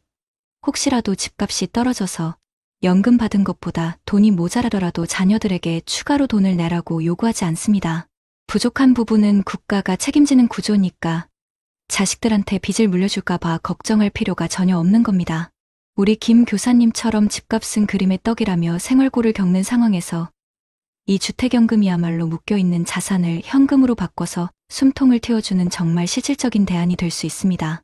각종 세금이나 관리비 부담도 덜고 자녀들에게 아쉬운 소리 하지 않고도 품위 있는 노후를 보낼 수 있게 되는 것이죠. 많은 금융 전문가들이 항상 지적하는 것이 바로 이 부분입니다. 우리나라 노년층은 자산의 대부분이 부동산에 쏠려 있어서 위험하다고요. 주택연금은 바로 이 묶인 자산을 흐르는 현금으로 바꿔서 삶의 질을 눈에 띄게 개선할 수 있는 가장 현실적이고 안정적인 정책이라고 입을 모아 이야기합니다. 이제는 자녀에게 무조건 집을 물려줘야 한다는 부담감에서 조금 벗어나서 내 노후를 내가 주도적으로 책임지는 현명한 선택을 고민해봐야 할 때입니다. 다음으로 우리 박 영감님 사례를 한번 볼까요? 당장 눈앞에 좋은 차 때문에 노후 준비의 기회를 놓치고 막상 여윳돈이 생겨도 투자는 무서워서 아무것도 못하는 이런 금융문맹 상태. 이것도 정말 심각한 문제입니다. 하지만 이건 역시 혼자서 끙끙 앓을 필요가 없습니다. 정부와 각 지방자치단체에서 우리 시니어들을 위해 체계적인 금융교육과 상담 서비스를 이미 많이 제공하고 있거든요. 가장 대표적인 것이 바로 국민연금공단에서 운영하는 노후준비 서비스입니다. 이건 전 국민 누구나 무료로 이용할 수 있는 아주 좋은 제도입니다. 가까운 국민연금공단 지사에 찾아가기만 하면 재무 전문가가 내 현재 재무 상태를 아주 꼼꼼하게 진단해주고 국민연금뿐만 아니라 퇴직연금, 개인연금까지 다 합쳐서 종합적인 은퇴 설계 컨설팅을 해줍니다. 박 영감님이 친구 조언대로 차를 팔고 남은 월 100만 원을 어떻게 해야 할지 몰라서 막막해했을 때 바로 이곳을 가장 먼저 찾아갔어야 하는 겁니다. 전문가와 얼굴을 마주하고 상담을 받다 보면 막연했던 불안감이 사라지고 구체적으로 무엇을 해야 할지 실천 계획을 세울 수 있게 되는 것이죠. 꼭 국민연금공단이 아니더라도 방법은 또 있습니다. 서울시의 50플러스 재단 같은 곳이나 각 지역마다 있는 인생이모 착지원센터 같은 곳에서도 우리 중장년층을 위한 다양한 교육을 많이 하는데요. 그 안에는 금융이나 자산관리 교육 프로그램이 필수적으로 들어있습니다. 보이스피싱 예방법 같은 아주 기초적인 금융 상식부터 시작해서 은퇴 후에 새로운 일자리를 구하거나 창업할 때 필요한 자금 관리법, 그리고 안정적인 노후를 위해서 내 자산을 어떻게 나누어 관리해야 하는지 포트폴리오를 짜는 방법까지 아주 실질적인 내용들을 가르쳐 줍니다. 우리 동네 행정복지센터나 시청, 구청 홈페이지에만 들어가 봐도 이런 교육 과정 정보를 쉽게 찾아보실 수 있습니다. 자산관리 전문가들은 노후 준비의 첫걸음은 무작정 아끼고 절약하는 것이 아니라 현재 나의 재정 상태를 정확하게 아는 진단에서부터 시작된다고 강조합니다. 정부나 지자체에서 제공하는 이런 무료 상담 서비스야말로 내 돈 한 푼 안 들이고 전문가의 객관적인 진단과 처방을 받을 수 있는 최고의 기회 아니겠습니까? 작은 돈이라도 그냥 통장에 묵혀두는 것이 아니라 이 돈이 스스로 일하게 만드는 것, 즉 굴리는 것의 개념을 배우고 소액이라도 직접 투자를 해보면서 경험을 쌓는 것이 바로 금융 문맹에서 탈출하는 가장 확실한 방법입니다. 결국 박 영감님의 후회의 눈물이나 김 교사님의 답답한 한숨은 더 이상 두 군 개인만의 몫이 아닙니다. 국가가 마련해 둔 주택연금이라는 든든한 다리와 무료 금융교육이라는 친절한 안내자를 잘 활용하기만 한다면 우리 모두가 안정되고 품위 있는 노후를 맞이할 수 있습니다. 이제는 어떻게든 되겠지라는 막연한 마음은 잠시 내려놓으시고 조금 더 적극적으로 정부 정책의 문을 두드려보는 용기가 필요한 때입니다. 한평생 자식 위에 굽었던 허리, 거친 세월의 패인 손마디, 모든 것을 내어주고 빈둥지만 남은 줄 알았는데 해 저무는 창가에 비친 내 모습이 오늘따라 유난히 서럽습니다. 우리 어머님, 아버님, 방금 영상에서 보신 박 영감님과 김 교사님의 이야기가 어찌 남의 일처럼 들리시던가요? 평생을 바쳐 마련한 집 한 채가 도리어 내 노후의 발목을 잡는 무거운 짐이 되어버린 김 교사님의 답답한 한숨, 그리고 쌈짓돈 조금 손에 쥐었지만 어디로 가야 할지 몰라 망망대해에 홀로 선 돛담배처럼 위태롭기만 했던 박 영감님의 후회의 눈물, 그 두 분의 모습에서 혹 우리의 오늘을, 우리의 내일을 보지는 않으셨는지요. 한 분은 평생의 자부심이었던 집이라는 성에 갇혀 오도 가도 못하는 신세가 되셨고, 다른 한 분은 얕은 지식과 두려움에 사로잡혀 기회라는 싹을 스스로 꺾어버리고 말았습니다. 이처럼 상반된 상황에 놓여 있었지만 두 분의 마음속 깊은 곳에는 똑같은 그림자가 드리워져 있었습니다. 바로 어떻게 살아야 할까에 대한 막막함과 누구에게도 짐이 되고 싶지 않다는 무거운 책임감이었지요. 하지만 어머님, 아버님, 저는 오늘 이 이야기를 절망이 아닌 희망으로 마무리하고 싶습니다. 김 교사님께서 주택연금이라는 든든한 다리를 건너 묶여있던 집의 가치를 매달 따싼 생활비로 돌려받으며 비로소 웃음을 되찾으셨듯 박 영감님께서 용기를 내어 무료 금융교육의 문을 두드리고 작은 돈부터 스스로 굴리는 법을 배우며 자신감을 얻으셨듯 우리에게도 길은 있습니다. 우리가 흘린 땀과 눈물로 쌓아 올린 이 소중한 삶의 마지막 장을 더 이상 불안과 후회로 채우지 않았으면 좋겠습니다. 국가가 마련해준 제도들은 결코 어렵고 복잡한 남의 이야기가 아닙니다. 그것은 바로 평생을 성실하게 살아온 우리 부모님들의 어깨를 가만히 다독여주기 위한 최소한의 예의이자 마지막 선물이니까요. 내가 평생을 바쳐 일군 이 집이 이제는 나를 위해 따스한 품을 내어주는 마지막 효도와도 같은 주택연금을 통해 든든한 버팀목이 되어줄 수 있습니다. 자식들에게 손 벌리지 않고도 정든 내 집에서 편안하게 살아가며 매달 꼬박꼬박 들어오는 연금으로 사고 싶었던 옷 한 벌, 드시고 싶었던 음식 하나 마음 편히 누리는 행복. 그것이 바로 우리가 마땅히 누려야 할 권리입니다.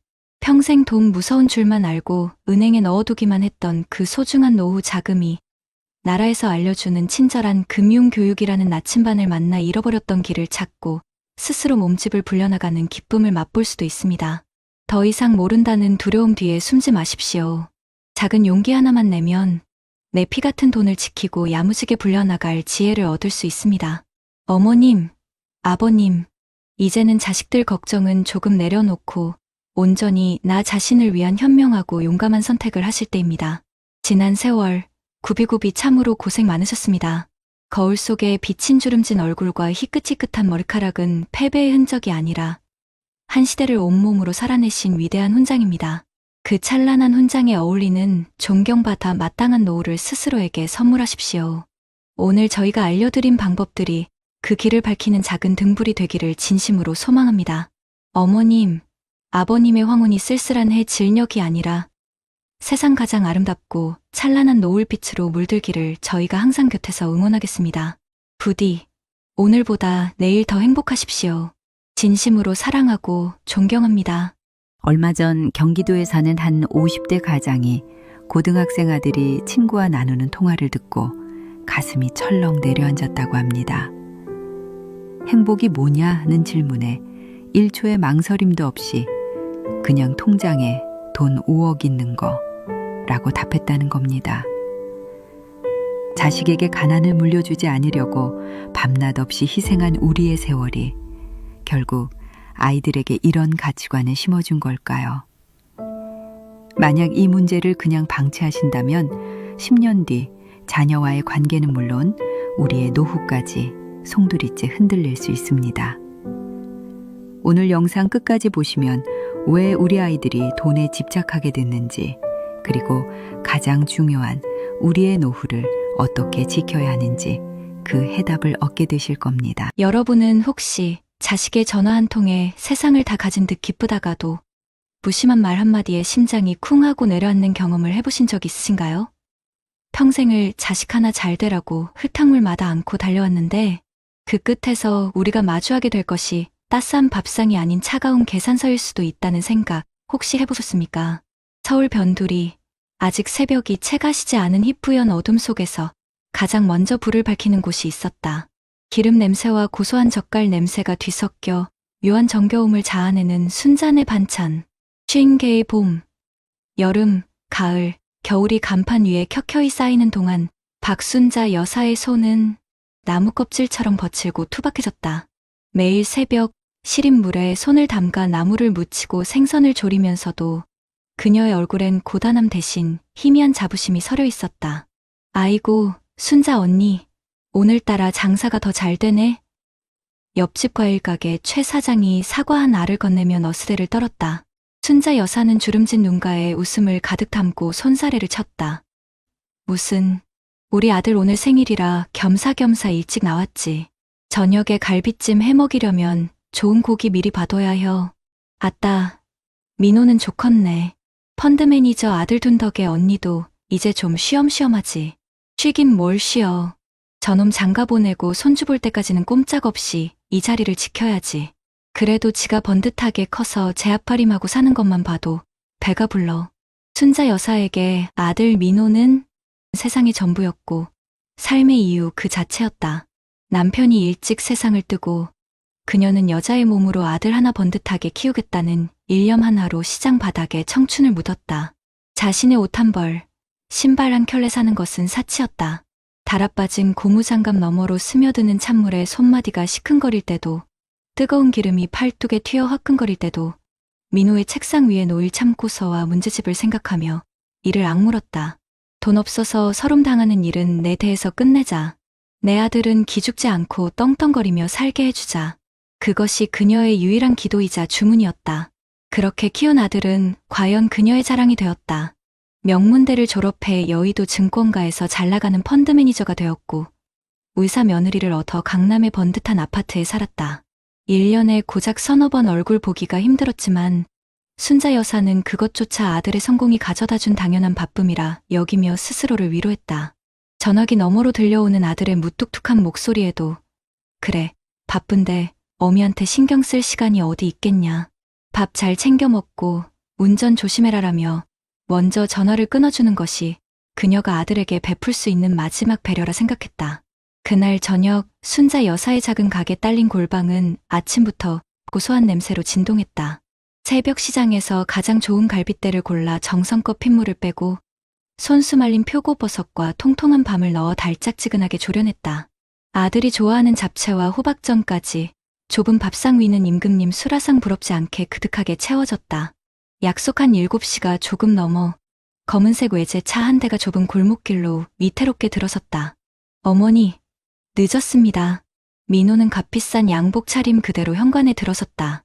뒤따라 들어온 며느리는 익숙지 않은 시장 골목에 공기가 불편한 듯 어색한 미소를 지었고 교복을 입은 손자 준서는 귀에 꽂은 이어폰을 뺄 생각도 하지 않은 채 소파에 털썩 주저앉았다. 아이고, 우리 강아지 왔어? 공부하느라 힘들지. 순자 여사가 준서의 어깨를 토닥이자 준서는 귀찮다는 듯 몸을 살짝 비틀었다. 어색한 침묵 속에서 식사가 시작되었다. 순자 여사는 연신 아들과 손자의 밥그릇 위로 갈비찜을 옮겨주며 흐뭇한 미소를 지었다. 민호야, 이거 한 점 더 먹어봐라. 내가 어릴 때부터 내 갈비찜을 제일 좋아했잖아. 알겠습니다, 어머니. 그만 주세요. 배불러요. 민호는 스마트폰으로 주식 시황을 확인하며 건성으로 대답했다. 그때였다. 준서가 입을 열었다. 아빠, 근데 우리 여기 언제까지 있어야 돼? 나 학원 숙제도 많단 말이야. 며느리가 조용히 준서의 옆구리를 찔렀지만 준서는 아랑곳하지 않았다. 할머니 생신도 아니고 아빠 생일에 왜 굳이 여기까지 와서 일해야 하는지 모르겠네. 그냥 아빠 계좌로 50만 원 보내드리면 되는 거 아니야? 순간 밥상 위에 모든 공기가 얼어붙었다. 순자 여사의 얼굴에서 웃음기가 싹 가셨다. 민호는 그제야 스마트폰에서 눈을 떼고 아들을 나무랐다. 조준서, 무슨 말버릇이야. 할머니 앞에서. 아니, 뭐가 틀린 말이야? 할머니도 이렇게 힘들게 장사하지 마시고 그냥 이 가게 팔아서 그 돈으로 편하게 사시면 되잖아. 그 돈 우리 주시면 아빠가 2배로 불려줄 수도 있고 그게 서로한테 효율적인 거 아니냐고. 행복이라는 게 별거야? 그냥 통장에 돈 많고 하고 싶은 거 하고 가고 싶은 데 가는 거지. 순자 여사는 자신의 귀를 의심했다. 17살 손자의 입에서 나온 효율과 돈이라는 단어가 비수처럼 날아와 심장에 박혔다. 평생 돈에 쪼들리며 살아온 자신을 향한 모욕처럼 들렸다. 그녀가 더 충격을 받은 것은 아들 민호의 다음 행동이었다. 그는 아들을 호되게 꾸짖는 대신 곤란한 표정으로 순자 여사의 눈치를 살피며 나직하게 말했다. 조용히 못해? 그래도 할머니 성의가 있는데. 순자 여사의 온몸이 차갑게 식어내렸다. 새벽의 찬 공기, 끓는 기름, 저릿한 손목, 달아빠진 무릎. 아들을 위해 바친 그녀의 청춘과 인생이 고작 성이라는 두 글자로 전락하는 순간이었다. 평생 자식에게 가난을 물려주지 않으려 발버둥 쳤던 세월이 결국 돈이 행복의 전부라고 믿는 괴물을 키워낸 것인가. 순자 여사는 조용히 자리에서 일어나 안방으로 들어갔다. 그리고 잠시 후 낡아서 바래고 모서리가 다 달아빠진 괴짝 하나를 들고 나왔다. 덜컹. 괴짝이 밥상 위에 놓이자 뽀얀 먼지가 피어올랐다. 순자 여사는 떨리는 손으로 괴짝의 뚜껑을 열었다. 그 안에는 누렇게 변색된 낡은 통장 수십 회가 빼곡히 들어차 있었다. 1980년대부터 시작된, 이제는 사라진 은행의 이름이 찍힌 통장들이었다. 이게 다 뭡니까, 어머니? 민호가 의아한 표정으로 묻자 순자 여사는 가장 낡은 통장 하나를 집어들었다. 그녀의 목소리는 물기를 머금은 채가늘게 떨리고 있었다. 민호야, 내가 초등학교 들어갈 때 내 책가방 사주려고 엄마가 사흘 밤낮으로 콩나물 다듬어서 처음 만든 통장이다. 그녀는 다른 통장을 꺼내 들었다. 이건 내가 중학교 때 농구화 사달라고 조를 때 남의 가게 김장 품앗이에서 만든 거고, 이건 내 대학 등록금 모으려고 내 위장병 약값 아껴가며 한 푼 두 푼 모았던 통장이야.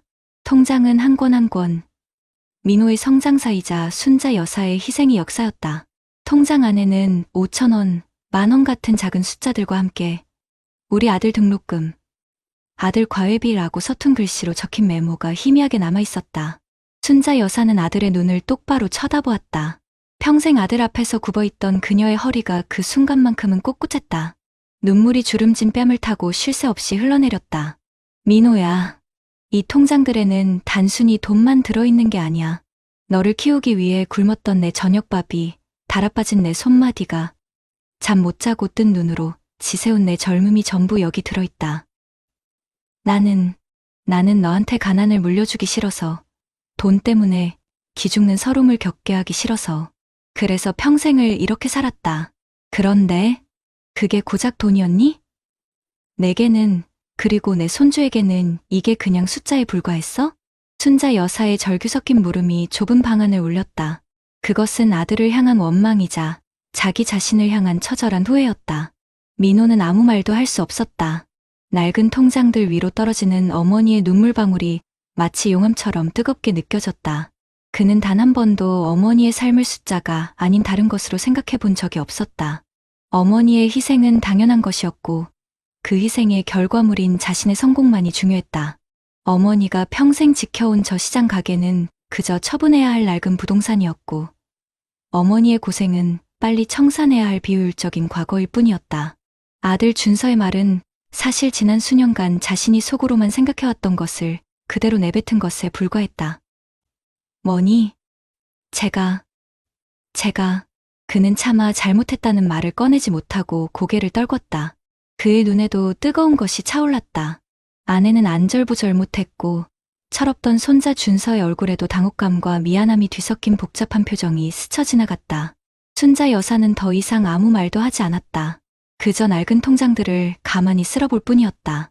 그 손길에는 아들을 향한 애증과 자신의 삶에 대한 깊은 허망함이 함께 묻어 있었다. 그날 밤, 민호 가족이 돌아간 텅 빈 방에 홀로 남은 순자 여사는 차갑게 식어버린 갈비찜을 물끄러미 바라보았다. 평생을 바쳐 쌓아 올린 탑이 한순간에 무너져 내린 것 같았다. 우리는 자식에게 더 많은 것을 물려주기 위해, 더 나은 삶을 살게 해주기 위해 앞만 보고 달려왔다. 하지만 정작 돈보다 더 소중한 가치, 보이지 않는 것들의 소중함을 가르치는 데는 인색하지 않았을까. 어쩌면 우리 아이들이 돈을 행복의 첫 번째 조건으로 꼽게 된 것은 돈을 벌기 위해 삶의 다른 모든 소중한 것들을 희생하는 우리 부모들의 뒷모습을 보고 자랐기 때문일지도 모른다. 오늘 밤 여러분의 자녀에게 그리고 손주들에게 한번 물어봐 주시길 바란다. 얘야, 너에게 행복은 무엇이니? 그리고 그 대답을 우리는 과연 어떤 마음으로 들을 수 있을지 깊이 생각해봐야 할 시간이다. 여러분 어떠시나요? 위의 사례는 정말 비참하고 서글픈 인생 아닌가요? 하지만 지금부터 소개해드리는 사례는 정반대의 선택으로 행복한 노후를 보내고 있는 분을 소개해드리겠습니다. 경기도 고양시의 한적한 아파트 단지. 겨울 햇살이 거실 깊숙이 스며드는 오후, 이정숙 여사는 나 화초에 물을 주며 잔잔한 클래식 음악을 듣고 있었다. 30여 년간 중학교 역사 교사로 교편을 잡았던 그녀의 얼굴에는 깐깐했던 교감 선생님 시절의 흔적 대신 여유와 평온함이 가득했다. 매달 어김없이 통장에 들어오는 320만 원의 공무원 연금은 그녀의 노후를 지탱하는 든든한 기둥이자 스스로의 삶을 오롯이 지켜낸 훈장이었다. 그녀에게는 어엿한 중견기업 부장인 아들 현우와 초등학교 교사인 딸 서연이 있지만 정숙 여사의 휴대전화 사진첩에는 자식들 사진만큼이나 그녀가 직접 바꾼 난초 사진과 얼마 전 다녀온 경주 남산 답사길에서 친구들과 찍은 사진들로 가득했다. 그녀의 삶은 자식이라는 태양 주변을 맴도는 행성이 아니라 스스로 빛을 내는 단단한 항성이었다. 물론 그녀의 인생에도 먹구름이 드리웠던 순간이 있었다. 즈음으로부터 10여 년 전 남편과 사별하고 홀로 적적함을 달래던 어느 주말이었다.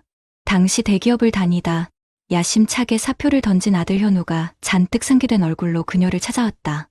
유망한 IT 스타트업을 시작하려는데 초기 자본금이 턱없이 부족하다는 것이었다. 현우는 사업계획서가 담긴 두툼한 서류 뭉치를 내밀며 어머니 앞에 무릎을 꿇었다. 어머니, 딱 3년만 믿고 도와주세요. 지금 살고 계신 이 아파트를 담보로 대출만 받게 해주시면 제가 3년 안에 2배, 3배로 갚겠습니다. 이건 제 인생이 걸린 기회입니다. 아들의 눈은 간절함으로 이글거렸다. 평생을 성실하게 살아온 아들의 첫 번째 도전이자 어쩌면 마지막일지 모르는 부탁이었다. 남편의 숨결이 묻어있는 이 집, 자신의 노후가 담보 잡힐 수도 있다는 불안감이 엄습했지만 하나뿐인 아들의 미래가 꺾일 수도 있다는 생각에 가슴 한쪽이 아릿하게 저려왔다. 갈등은 생각보다 깊었다. 딸 서연까지 나서 엄마, 그래도 오빠 첫 사업인데 우리가 안 도와주면 누가 도와줘.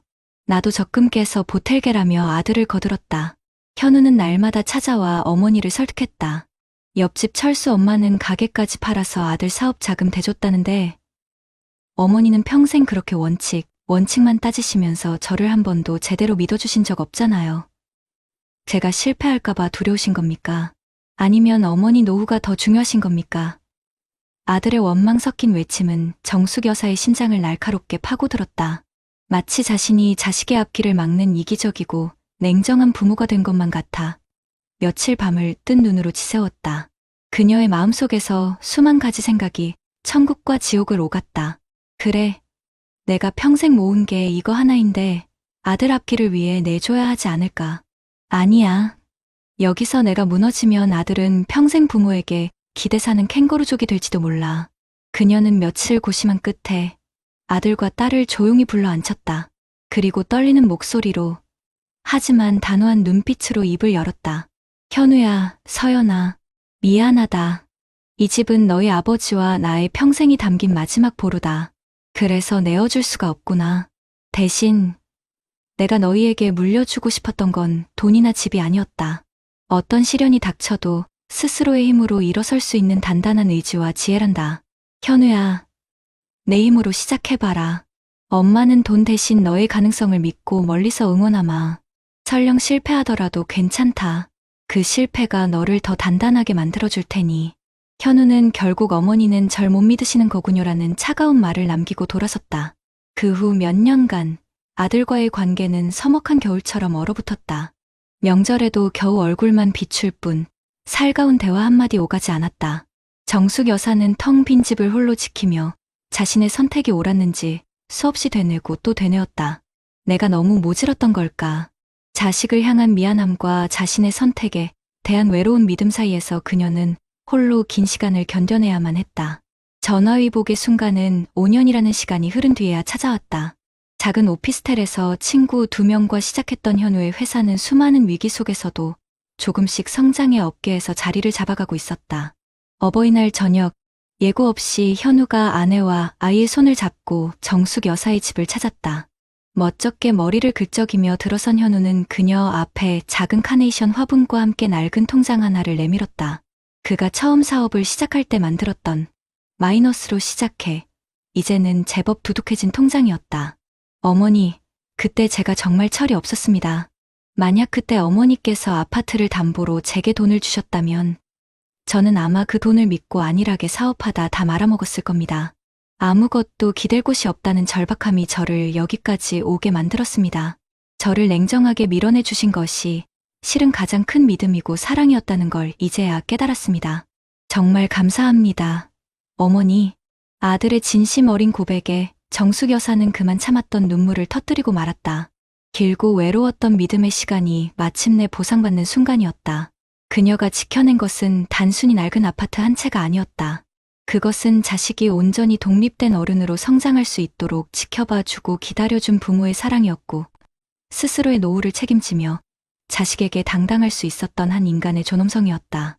오늘 정숙 여사는 아들 현우가 보내준 제주도 호텔 숙박권으로 겨울 여행을 떠날 채비를 하고 있었다. 짐을 챙기는 그녀에게 딸 서연에게서 영상통화가 걸려왔다. 엄마, 여행 준비 잘 돼가? 우리 주말에 엄마 집에 가서 김치 냉장고 청소 싹 해놓을게. 맛있는 거 많이 드시고 푹 쉬다 오세요. 화면 너머로 손주 녀석이 할머니, 사랑해요 라며 손하트를 날린다. 정숙 여사는 환하게 웃으며 답했다. 알았다, 요 녀석들. 너희도 주말 잘 보내고. 엄마는 너희가 이렇게 제 앞가림 잘하고 사는 것만 봐도 배가 부르다. 전화를 끄는 그녀는 창밖의 겨울 하늘을 바라보았다. 자식의 인생에 자신의 모든 것을 쏟아붓는 것만이 사랑의 유일한 증명 방식은 아닐 것이다. 때로는 적당한 거리를 두고 스스로의 삶을 단단히 지켜내는 것이 자식과 나, 우리 모두를 위한 더 현명한 사랑일 수 있다. 여러분이 지금 자식에게 물려주기 위해 악착같이 지키고 있는 것은 과연 무엇인가? 그것이 훗날 자식의 발목을 잡는 무거운 짐이 될지, 아니면 스스로의 길을 개척해 나가는데 필요한 지혜의 등불이 될지, 오늘 한번 깊이 고민해 보시는 것은 어떨까? 앞선 사례들을 잘 보셨나요? 이런 문제들과 관련해서 전문가들과 통계 자료회를 소개해 드리겠습니다. 우리가 평생 자식만 바라보고 헌신했는데 그 결과가 자녀의 독립을 막고 나의 노후를 위협하는 비극으로 이어진다면 얼마나 허망하겠습니까? 앞서 보신 순자 여사님의 눈물은 결코 개인만의 이야기가 아닙니다. 우리나라의 현실을 보여주는 가슴 아픈 통계들이 이를 증명하고 있습니다. 2023년 기준으로 우리나라 65세 이상 노인 인구의 상대적 빈곤율이 무려 38.2%라고 합니다. 이건 경제협력개발기구 OECD 회원국 중에서 가장 높은 부끄러운 1위입니다. 노인 10분 중 4분 가까이가 가난에 시달리고 있다는 뜻이죠. 상황이 이렇다 보니 60세가 넘으신 분들 중 약 80%는 본인이나 배우자가 직접 생활비를 벌어야만 하는 실정입니다. 평생 일하고도 쉴 수가 없는 겁니다. 그런데 왜 이렇게까지 노후가 힘들어졌을까요? 가장 큰 원인 중 하나로 바로 자녀 지원이 꼽힙니다. 한 연구소에서 조사를 해보니 5060세대 부모님들 1000명 중에 75.7%가 자녀에게 목돈을 지원한 경험이 있었는데 그 금액이 평균 5,847만 원에 달했습니다. 어디 목돈뿐이겠습니까? 성인 자녀와 함께 사는 부모님들의 74.8%는 매달 평균 73만 원의 생활비를 자녀에게 주고 계셨습니다. 내 노후 자금을 야금야금 파먹고 있는 셈이죠. 이게 바로 노후 파산으로 가는 지름길이라고 전문가들은 경고합니다. 요즘 캥거루족이라는 말 많이 들어보셨죠? 학교를 졸업하고도 경제적으로 독립하지 못하고 부모에게 의지하는 자녀들을 말하는데요. 통계를 보면 19세에서 49세 사이에 결혼하지 않은 분들 중 64.1%가 부모님과 함께 살고 있고 따로 살아도 성인 자녀의 64.7%가 부모로부터 경제적 지원을 받은 경험이 있다고 합니다. 정말 심각한 수준이죠. 부모 마음이야 당장 자식이 힘드니까 도와주고 싶겠지만 장기적으로 보면 이게 자녀의 자립심을 꺾어버리고 결국 부모와 자식 모두를 불행하게 만드는 독이 될 수 있다는 겁니다. 그런데 더 무서운 사실이 있습니다. 우리가 이렇게 피땀 흘려 자식들을 지원하는 동안 우리 아이들은 행복을 어디서 찾고 있을까요? 최근 한 조사 결과를 보고 저는 정말 충격을 받았습니다. 우리나라 청소년들에게 행복하기 위해 가장 필요한 게 뭐냐고 물었더니 절반에 가까운 49.6%가 돈이라고 대답했습니다. 친구나 가족과의 좋은 관계를 꼽은 다른 나라 청소년들과는 너무나 다른 결과입니다. 다른 나라 청소년들은 돈이 필요하다고 답한 비율이 8.8%에 불과했습니다. 더 가슴 아픈 건 초등학생보다 중학생, 중학생보다 고등학생이 될수록 돈이 더 중요하다고 생각한다는 겁니다. 우리 사회의 치열한 경쟁과 물질 만능주의가 아이들을 그렇게 만들었고, 어쩌면 우리 부모 세대의 불안감이 아이들에게 그대로 대물림된 것일지도 모릅니다. 결국 돈이 없으면 불행하다는 생각이 아이들의 행복지수를 OECD 국가 중 최하위 수준으로 떨어뜨린 겁니다. 그렇다면 우리는 어떻게 해야 할까요? 앞서 보신 이정숙 여사님의 지혜로운 선택에서 그의 답을 찾을 수 있습니다. 전문가들은 가장 먼저 부모가 자신의 노후 기본선부터 단단하게 지켜야 한다고 입을 모읍니다. 한 은퇴 설계 전문가는 우리 자산을 3개의 구역으로 나눠 관리하라고 조언합니다. 첫 번째는 내 기본 생활비를 위한 레드존, 두 번째는 자녀 지원 등을 위한 옐로우존, 세 번째는 여유, 자금을 위한 그린존입니다. 여기서 가장 중요한 건 레드존이 완전히 확보되기 전에는 절대 옐로우존에 돈을 쓰면 안 된다는 겁니다. 자녀 지원은 내 노후가 보장된 후에 남은 자산의 일부로만 해야 한다는 거죠. 그것도 무작정 퍼주는 게 아니라 4년 총액 계약처럼 기간과 한도를 정해서 지원하고 그 과정에서 자녀가 스스로 돈의 가치와 책임감을 배우도록 해야 합니다. 이제는 돈을 직접 쥐어주는 방식에서 벗어나 자녀가 스스로 문제를 해결하고 자립할 수 있도록 방향을 알려주는 역할로 바뀌어야 합니다. 그리고 육체적인 탯줄을 끊었듯이 이제는 정서적인 탯줄도 끊어내야 합니다. 자식 인생에 너무 깊이 관여하기보다는 명확한 경계를 설정하고 서로를 독립된 인격체로 존중하는 관계로 나아가야 합니다. 자녀가 독립한 후에는 우리 부모님들도 각자의 삶에 집중하셔야 합니다. 새로운 취미를 찾고 친구들을 만나며 바쁘게 살아가시는 모습이야말로 자녀의 진정한 성장을 돕고 부모님의 안정된 노후를 만드는 가장 확실한 방법입니다. 오늘날 부모와 자식의 관계는 과거와는 완전히 달라졌습니다.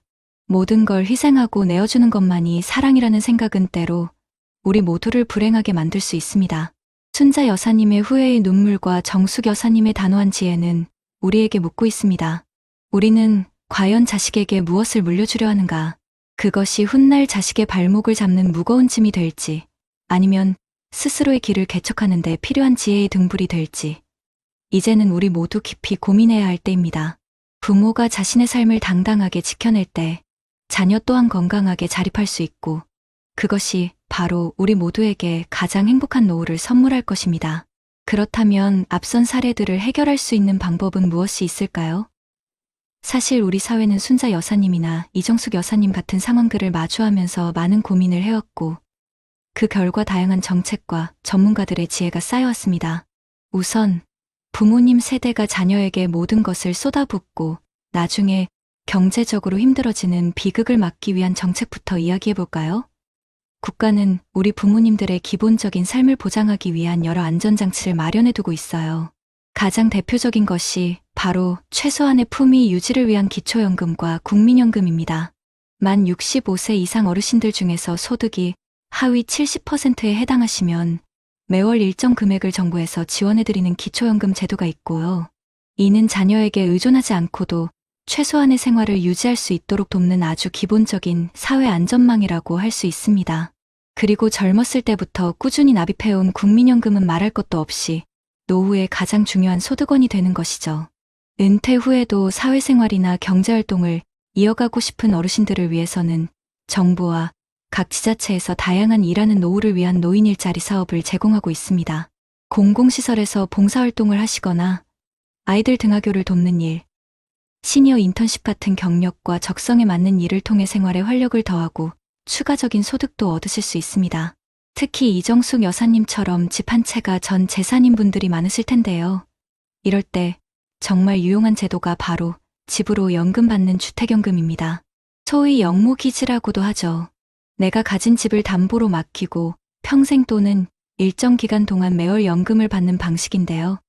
자녀들에게 손 벌리지 않고도 안정적인 노후 생활비를 확보할 수 있는 아주 현명한 방법이라고 할 수 있습니다.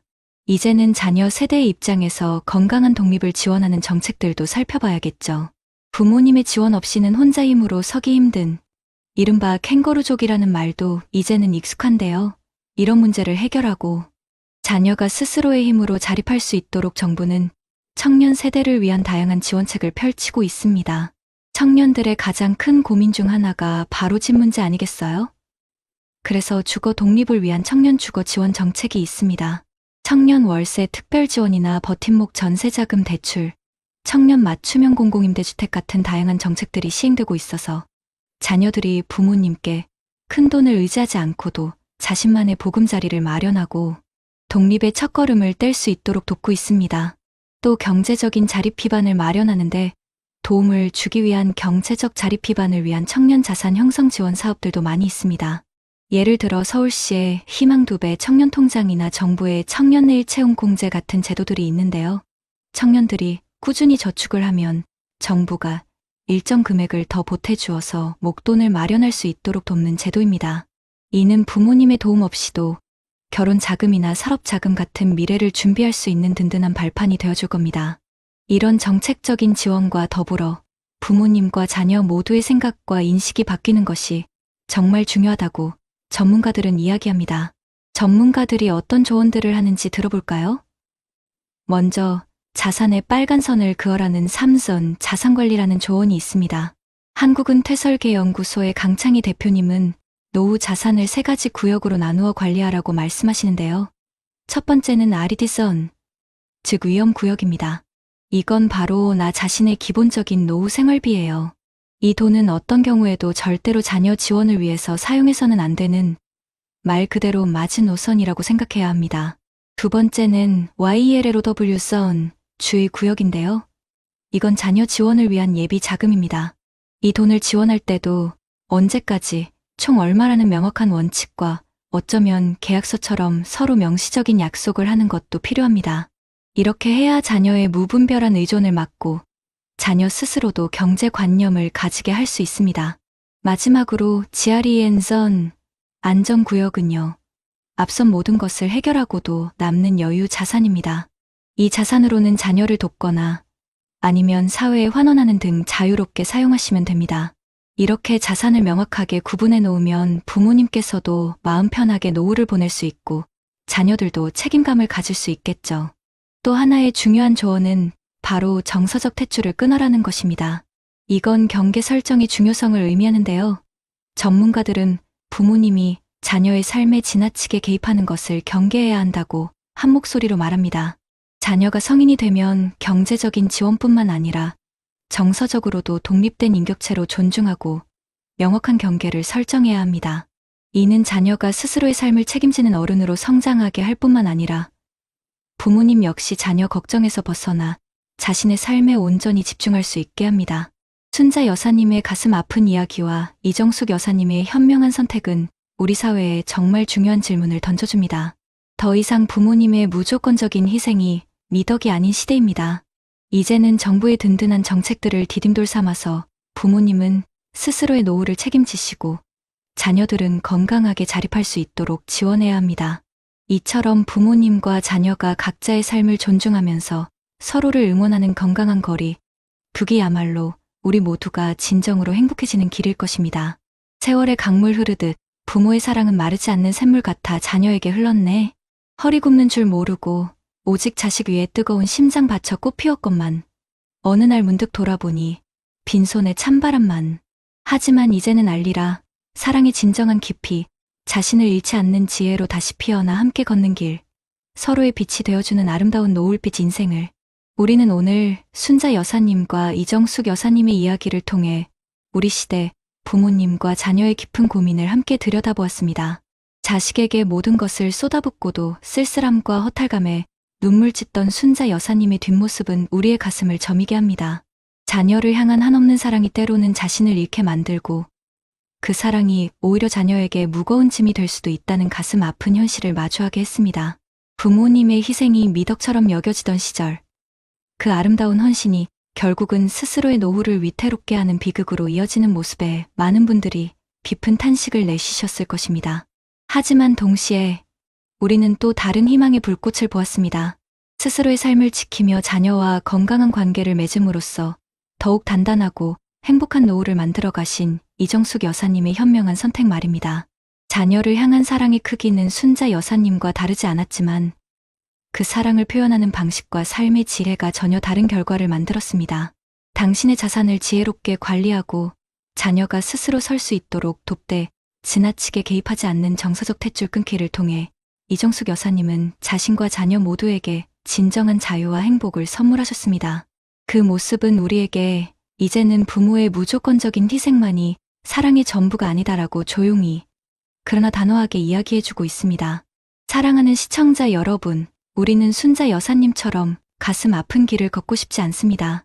50대, 60대, 70대의 우리 모두는 이정숙 여사님처럼 당당하고 빛나는 노년, 서로를 존중하며 함께 웃을 수 있는 행복한 황혼을 맞이하고 싶습니다.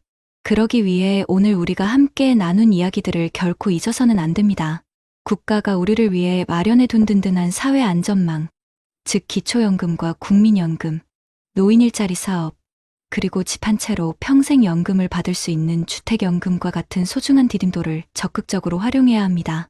더 이상 자녀에게 모든 것을 기대거나 의지하려 하기보다 스스로의 삶을 책임지고 풍요롭게 가꿀 수 있는 기반을 단단히 다져야 합니다. 이는 결코 이기적인 것이 아닙니다.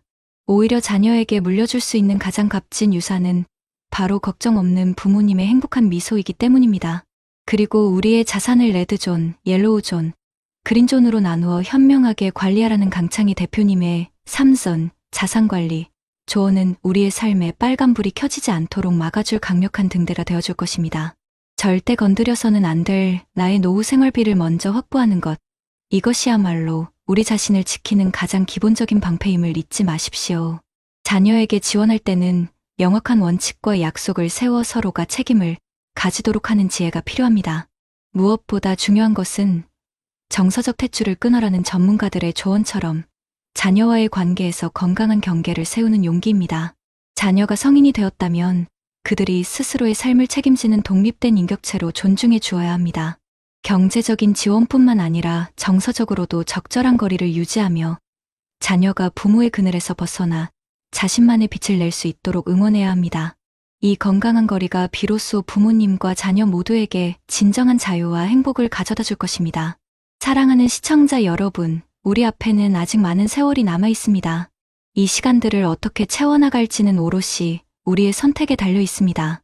부모님은 자녀의 든든한 뿌리가 되어주되 그 뿌리가 자녀의 성장을 가로막는 그늘이 되지 않고 자녀는 부모의 삶을 풍요롭게 하는 소중한 열매가 되어주되 결코 부모의 짐이 되지 않는 아름다운 동행을 꿈꿔봅니다.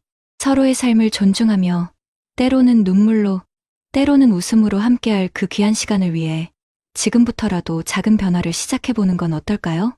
지금 이 순간에도 삶의 무게에 어깨가 무거운 모든 부모님들께 그리고 부모님의 사랑 앞에서 건강한 독립의 길을 찾는 모든 자녀분들께 저희 채널은 늘 곁에서 힘이 되어드리겠습니다. 우리는 혼자가 아닙니다. 함께 이 길을 걸으며 마침내 찬란한 행복을 찾아낼 것입니다. 부모와 자녀가 서로의 삶을 축복하며 각자의 자리에서 가장 빛나는 노을빛 인생을 만들어가기를 진심으로 응원합니다. 사랑합니다. 그리고 존경합니다.